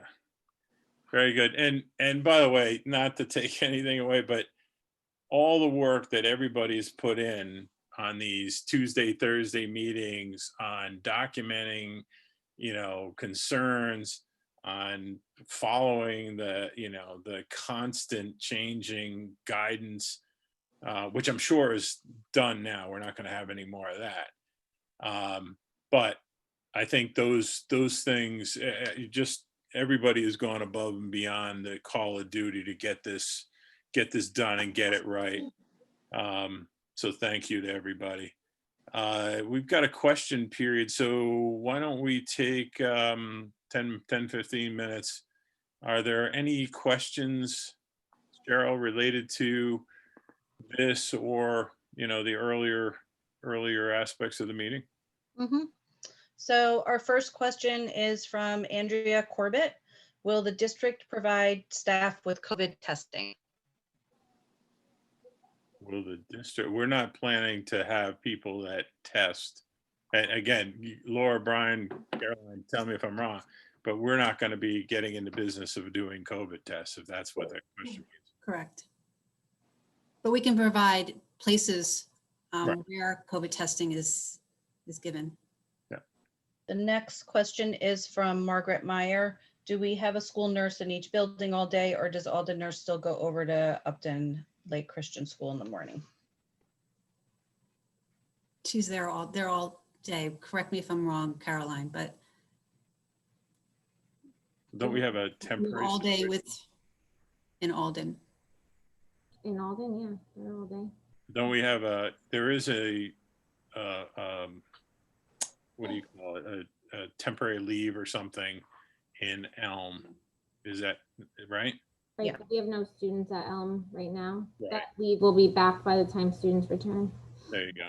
So the answer is yes, we will have a dedicated nurse in each building. Okay, the next question is from Mariah Camp. Regarding the positive test at Alden with my son attending school, what is the protocol? Yes, so unfortunately, the alert was not seen. It was seen after the staff member had entered the building. So again, this goes back to just learning. And so when the staff member was approached by our nurse, the staff member had COVID-related symptoms and was asked to go home and seek a healthcare provider. And then subsequently was tested positive for COVID-19. Immediately, the facilities team came in and cleaned and disinfected the areas that were traveled by this person. We are in contact with the Department of Health as well as Dutchess County Department of Health. And when they receive the alert, they should be contacting us as well as the staff member in contact tracing efforts. So we're just waiting hear back from them. In the meantime, we have identified a staff member who will be able to monitor arrival times. We had it with one person, but feel now because of this miss in the alert that we'll need another person to help with that work. Okay. I mean, we, just so the board knows before we go any further, we need to have some specific discussions around this, but I think that answers the question. Go ahead, Cheryl. Yep, and we also have to just remind everybody, and I think Maureen said it earlier, if you're sick, stay home. If you have symptoms, you're not feeling well, kids stay home, families stay home, staff members stay home. We just can't say it enough. Our last question is from Jason Rowland. Is it possible to hire for part-time employees to fill these new open positions? Many parents may be willing to apply, but only if they could work the days that their children are attending school in person. I'm not sure that does too much for, I mean, we could look at, I don't know why we wouldn't look at, if we absolutely have to have some people, if we can find somebody to cover AA and somebody covers BB, put together as, one full-time person, but I'm not sure how part-time resource helps us much. I don't know. Laura, If it were true that we had enough staff to cover, the administration would figure out exactly where to put them in on what days. Yeah. So, I mean, it's worth a shot. Right. That's it. And That's it. Okay, all right, very good. All right, so go forth and prosper. Can I ask one question, Perry? Yeah. And I know this is asking a lot, but is there an expectation now that we've made a decision of how soon the schedules will go out? And you could say a week before opening, you could say, I'm just wondering, because that's going to be the next question of all the parents that are listening, when they should expect to hear something. I feel like we're going to have to meet. The administrative team is going to have to meet, and we'll be able to provide that information. Now that we know what the hybrid is, we're going to have to start this planning. So I know it's not the answer that you want. I know you want a solid date. No, I didn't expect that. I just maybe you said like a week before opening or something, just to kind of put it out there. Or I don't expect it tomorrow. I'm just, you know. Yeah. Or, you know, here's the last possible date, you know, and not an hour before school starts, but something that gives the parents an idea of, you know, because there's going to be a lot of changes, right? I mean, people have their kids in daycare that are now going to be not there for 2 days, but there for 2 days, and people are going to have parents are going to have a lot of work to do to get all this straight, get all this, you know, working correctly.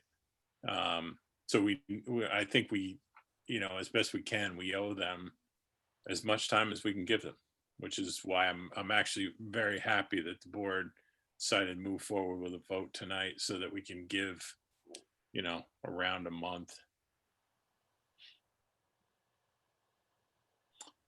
All right. Capital projects update.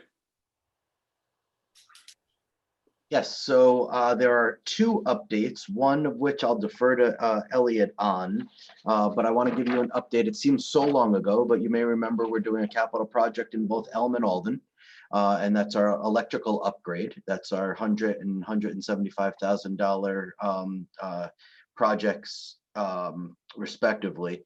And where we were at is we finally do have SED approval, so that's exciting. So the state ed department has blessed all of the plans, and we're ready to go. It's going out to bid. We had a bid notice that Cheryl put out to the Poughkeepsie Journal. And that's a requirement. And we will be having a pre-bid walkthrough on October 13th. We're right now projecting to be able to have a bid opening on October 23rd, and hoping to be able to have a bid award recommendation to the board at the November 3rd board meeting.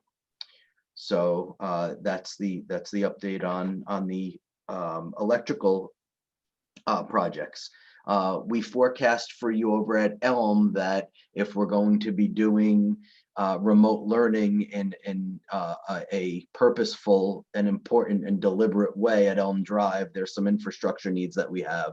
And Elliot did a great amount of research working with a couple of different vendors, and he has some information for you about the Elm Drive project that we're recommending to move forward on. Thanks, Brian. So I'll try to be brief, as I'm sure our folks are probably getting to the point where we want to just stick to the facts. As some of you may or may not recall, in recent years, wireless upgrades have been done at our three campus buildings, Alden, the middle school, and the high school. The intent on a project like that is to have access points in every classroom for every classroom, and we do have that at those three locations. Elm Drive Elementary is still on the older design model, which was less than a dozen, I'd say probably 8 to 10 access points scattered throughout the building, mostly in corridor spaces. There's one in the AP room. But it was really used and intended for intermittent internet access, certainly not every classroom online all day, every day. And so we have a couple of challenges at Elm Drive. We need to increase the amount of access points to have one allocated for every room. We also need to increase the bandwidth capacity for that building's connection back to our main data center at the middle school. And so this is kind of a two-part project where we're looking at wireless internet access infrastructure at Elm Drive within the building, how the building connects to the main distribution, and part of that conversation involves upgrading our firewall. As some of the board members may recall, when we talked about doubling our bandwidth over the summer, it was determined at that time that the firewall would need to be upgraded in the future, but it wasn't immediately necessary for that particular bandwidth upgrade. Upon further research, we've learned that our firewall was tagged as end of sale this past spring. It will be end of life probably sometime in 2021. The manufacturer has already issued a statement that it will be receiving its last update in September of 21, which means that roughly a year from now, that our firewall hardware would be less than optimal and no longer supported by the manufacturer. So even if this project didn't come up now, we would be talking during budget season about budgeting for that firewall upgrade as soon as next summer, just to stay ahead of that end of life curve. We have an opportunity now to address that need in tandem with the needs at Elm Drive. And so here's the numbers. We'll keep it brief. The firewall upgrade for hardware and services comes in at about $30,500. The access points at Elm Drive, all in, come in at about $44,400 for a grand total of just under $74,500. When I had originally looked at this project, I had told Brian that I was estimating it was going to come in somewhere between $90,000 and $100,000, and part of that, part of the reason why we're not there is thankfully there was a volume of cabling work done during the mold remediation project. Cabling for a project like this tends to be labor intensive and highly cost intensive as well. So the district is benefiting from that work that was done a couple years ago. The other thing is we currently have the money in our budget. I know the question always comes up is how we're going to pay for this. So in our Dutchess equipment purchasing code, we currently have $93,000 available. Thankfully, we were able to purchase this year's intended allotment of Chromebooks with some fund balance in June. So that's going to save us roughly $40,000 out of that code this year. The balance of funding that would be shuffled and reallocated would be for other equipment upgrades or replacements, specifically instructional devices, teacher computers, desktops, laptops, kind of like what we did with the Chromebooks last year. We were going to access a bunch of equipment. We found a way to repurpose it, revive it, and keep it in play. And that's what we would do this year with the equipment that we would not be able to replace in order to make this project happen, because the reality is without a viable network infrastructure, having up-to-date or brand new laptops isn't going to do us much good if we can't get them online. And so with a little bit of creative shuffling within our existing budget codes, we can take from that $93,000 currently available and allocate $74,000, just about $75,000. It's actually $74,848.10 to be specific, in order to make this project happen.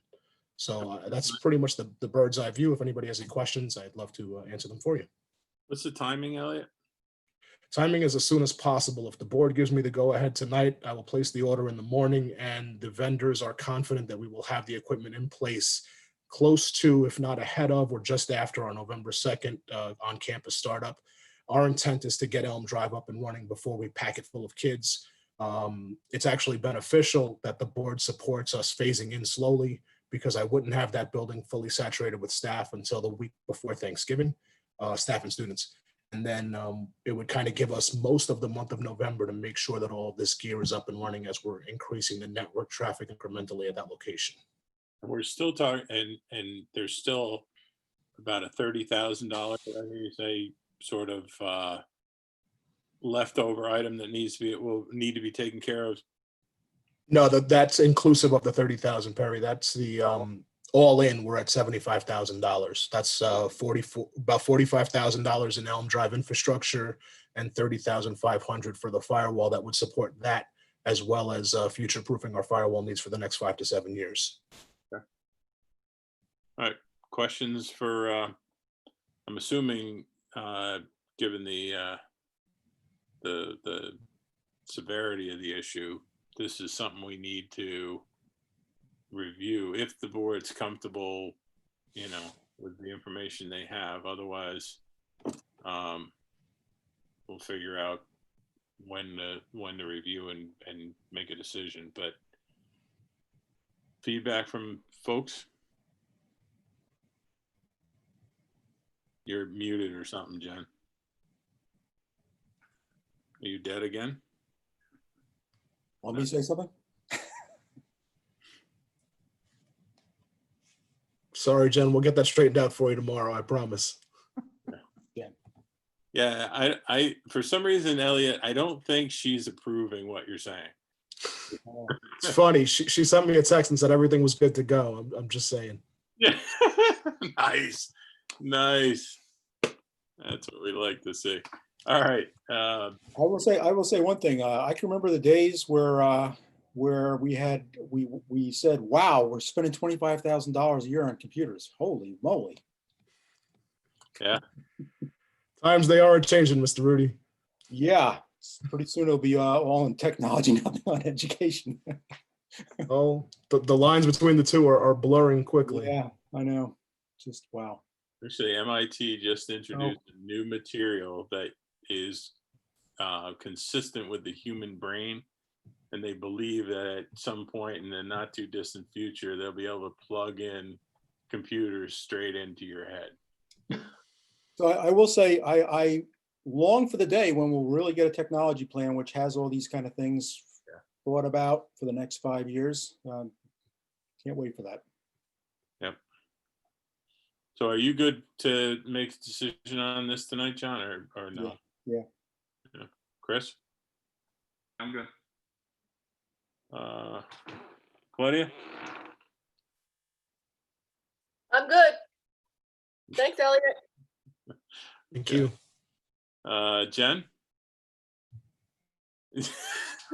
Told you she said yes. There you go. Howard? You're muted. Yeah, too, because Howard. I'm fine. Yes, I'm good. I'm fine with it for several reasons that we need to get it going before we bring the kids and the instructors back. Otherwise, normally I would have liked to have seen it laid out on paper first, but it does need to be replaced. Elliot, how long is all this going to last on the current technological dates? That's a great question. So the package does include a 5-year licensing agreement for the access points at Elm Drive. The firewall is also rated for, so that the firewall, when they go end of life or end of sale, they notify us 5 years in advance. And this firewall that we're looking to purchase just was starting to be manufactured this past year. So we expect at least 6 years out of it. So I would say that if for budgeting purposes, and I agree with Mr. Rudy, I would love to get this into the technology plan where we can start incrementally budgeting for this because, we don't want to deal with this in $100,000 increments, right? We want to chip away at it over time and put away money as best we can. So I would say that, similar to our VMS project, which we'll talk about in a couple of minutes, I would plan for 5 years, plan to have the budget ready in 5 years and know that, it's probably going to last us maybe 6 or 7, but I'd like to know that we collectively plans to replace it in a 5-year window. Hey, Paul? Yes, I'm fine with that. I think it's a move forward. Thank you. And we do have written scope of work that I can share with Laura and the board to send out to everybody, just so you guys can maybe take a deeper look at it and be a little bit more comfortable with what exactly we're doing. We can get that out to you as soon as possible. All right, thank you. I mean, Thanks, Elliot. Thanks, Elliot. and I'm good with it, except I just want to make sure. I mean, this is a large investment. We're making a large investment in the video system. And I think sooner than later, Elliot, we need to have, even if it only has a 2-year outlook for the first pass of it, here's what I see as the key issues in the next 2 years. Going to do this, it's 50, they're going to do that, it's 60. Then let's extend that out, 5 years. I mean, God only knows what the technology will be. Maybe we won't even have Pentium crap anymore. We'll have or Intel stuff anymore. Maybe it'll all be quantum. Who knows? But the sooner we get a view that looks out and that we don't have these, I need 100 grand because this just died. All right. So I'm good with it. Do we have a motion someplace? No. No, conceptual approval is fine. We're, what's gonna end up happening is if we have to transfer between codes within Elliot's, budget, then you'll approve that when you approve the budget transfers. Okay, so just quick motion to conceptually approve the presentation that or the work that Elliot has outlined for us. Do I have a motion on that? Motion. Of a second? Second. Jen got the second. Yeah, I see. No, you can't. No, that's not a good second. Any further discussion? Like I said, Elliot, I really want to see, you know, sooner than later, a technology plan that needs to start expanding too, looking at not just, you know, computer hardware, but what else can we do? Anyway, all in favor? Aye. Aye. Any against? I'll just look at Jen and see if she waves her hand. No. All right. All right. Let's see what's next on the agenda.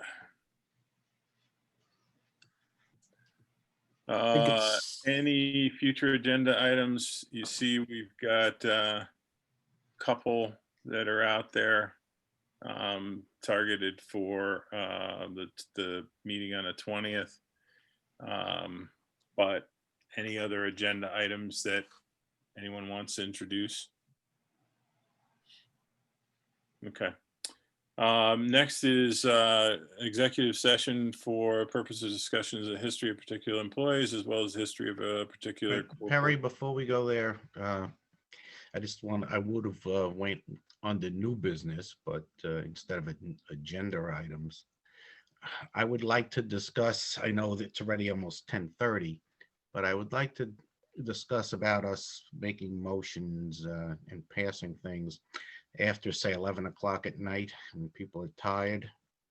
And, you know, right now we continue to sometimes past midnight, and rather than do a disservice when we're all tired on passing things, we should probably make a cutoff time, whatever that may be, not just to end the meeting, maybe that should be a separate discussion, but to not vote on anything that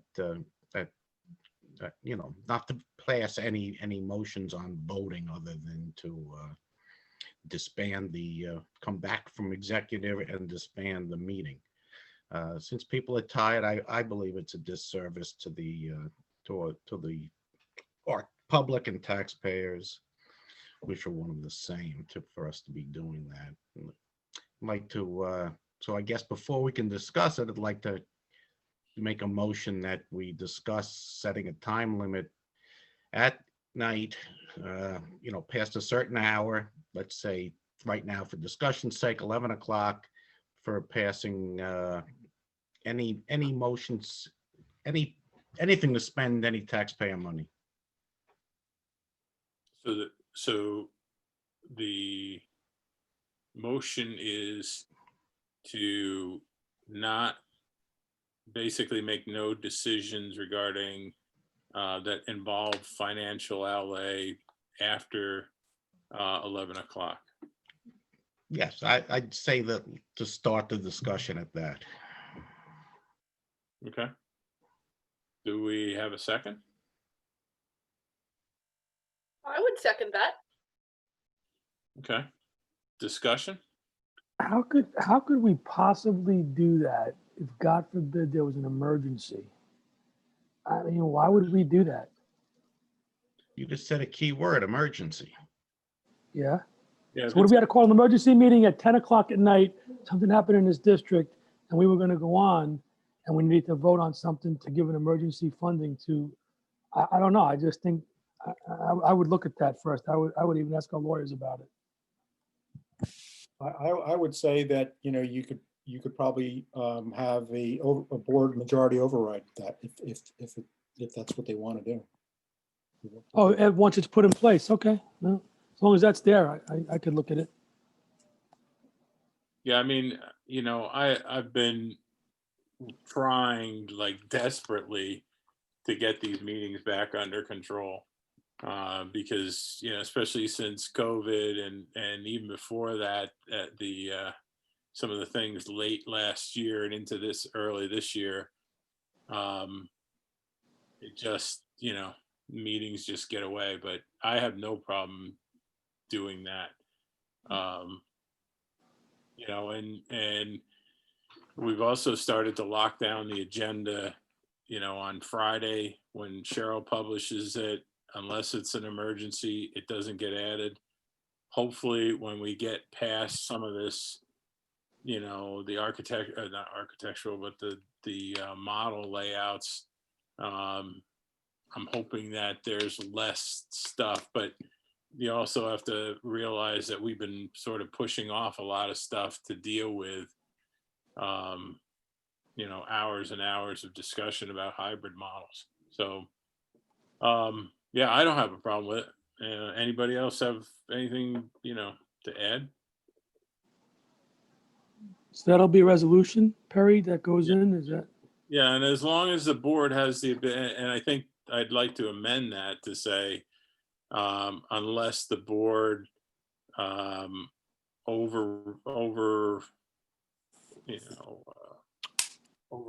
not overrules it, but extends it or agrees to the extension, as long as there's something like that that allows us to, geez, we got to finish this discussion tonight, and make a decision, or you know, come up with a decision. I think Yeah. that works fine. I'd like to see that first before I vote on it, though. You know, I think we should have the right in writing that caveat. Yep, thanks. So do you have, Cheryl, can you basically, that there was a motion, I don't know, how do we amend a motion? Well, you're taking an action. I'm gonna add it, you know, I'm gonna add it it'll be added into the minutes. Right. No, I meant there was a motion that we do not make any decisions that involve financial outlay after the hour of 11 p.m. And we wanted to now modify that modify that to say, unless the board agrees to extend for emergency purposes. So my thought is, and if you disagree, that's fine, but my thought is you're in open discussion about what you want that motion to be. So you don't need to, what you want that resolution to be. So you don't need to amend. Okay. All right, so, And then you can vote on it. all If right. you all are okay with that, then that's how I would do it. The other thing that you could do if you'd like, Perry and Howard, is, Howard, if you wanted to rescind the motion, you can instruct Cheryl to get language from Margot that meets the goal of your language and have it ready for the next board meeting. Yes, again, my thought process is it does not have to affect tonight. Okay. So we can be ready for the next meeting. Okay, so I'll get wording from Margot on it. Okay, that's better. There's no rush. You rescind your motion? Then I'll rescind my motion. We'll get, it was recorded anyway, but we'll get proper term wording from legal, and then we'll have it reworded for introduction next board meeting. 20th, yep. All right. All right, very good. Perry, can I just interrupt before you go? I'm sorry, but there was another question that's on here, and I think it's a really important question as far as for the parents for the questionnaire. And if you want me to just put it on the website, I will, but it's important to what you were discussing. Well, okay. Go ahead. All right. It's how early prior to the start of school may a parent complete the health screening form? 1 hour, 5 hours, 8 hours? So I feel it's important for them to know that. within 6 hours of arriving at the building. Okay. All right. Now, Sorry. do we have a motion to go to executive session as for the purpose of the discussion of the history of particular employees as well as history of a particular corporation? Make the motion. Do we have a second? Second. All in favor? Aye. Any against? Okay. All right, let's go to executive session. Is Margot coming in at this point? Who's going in? Yeah, see you guys, see everybody. Yeah, I think Margot was supposed to join, I think. Yeah. How do I get in? Oh. Hold on. You gotta wait.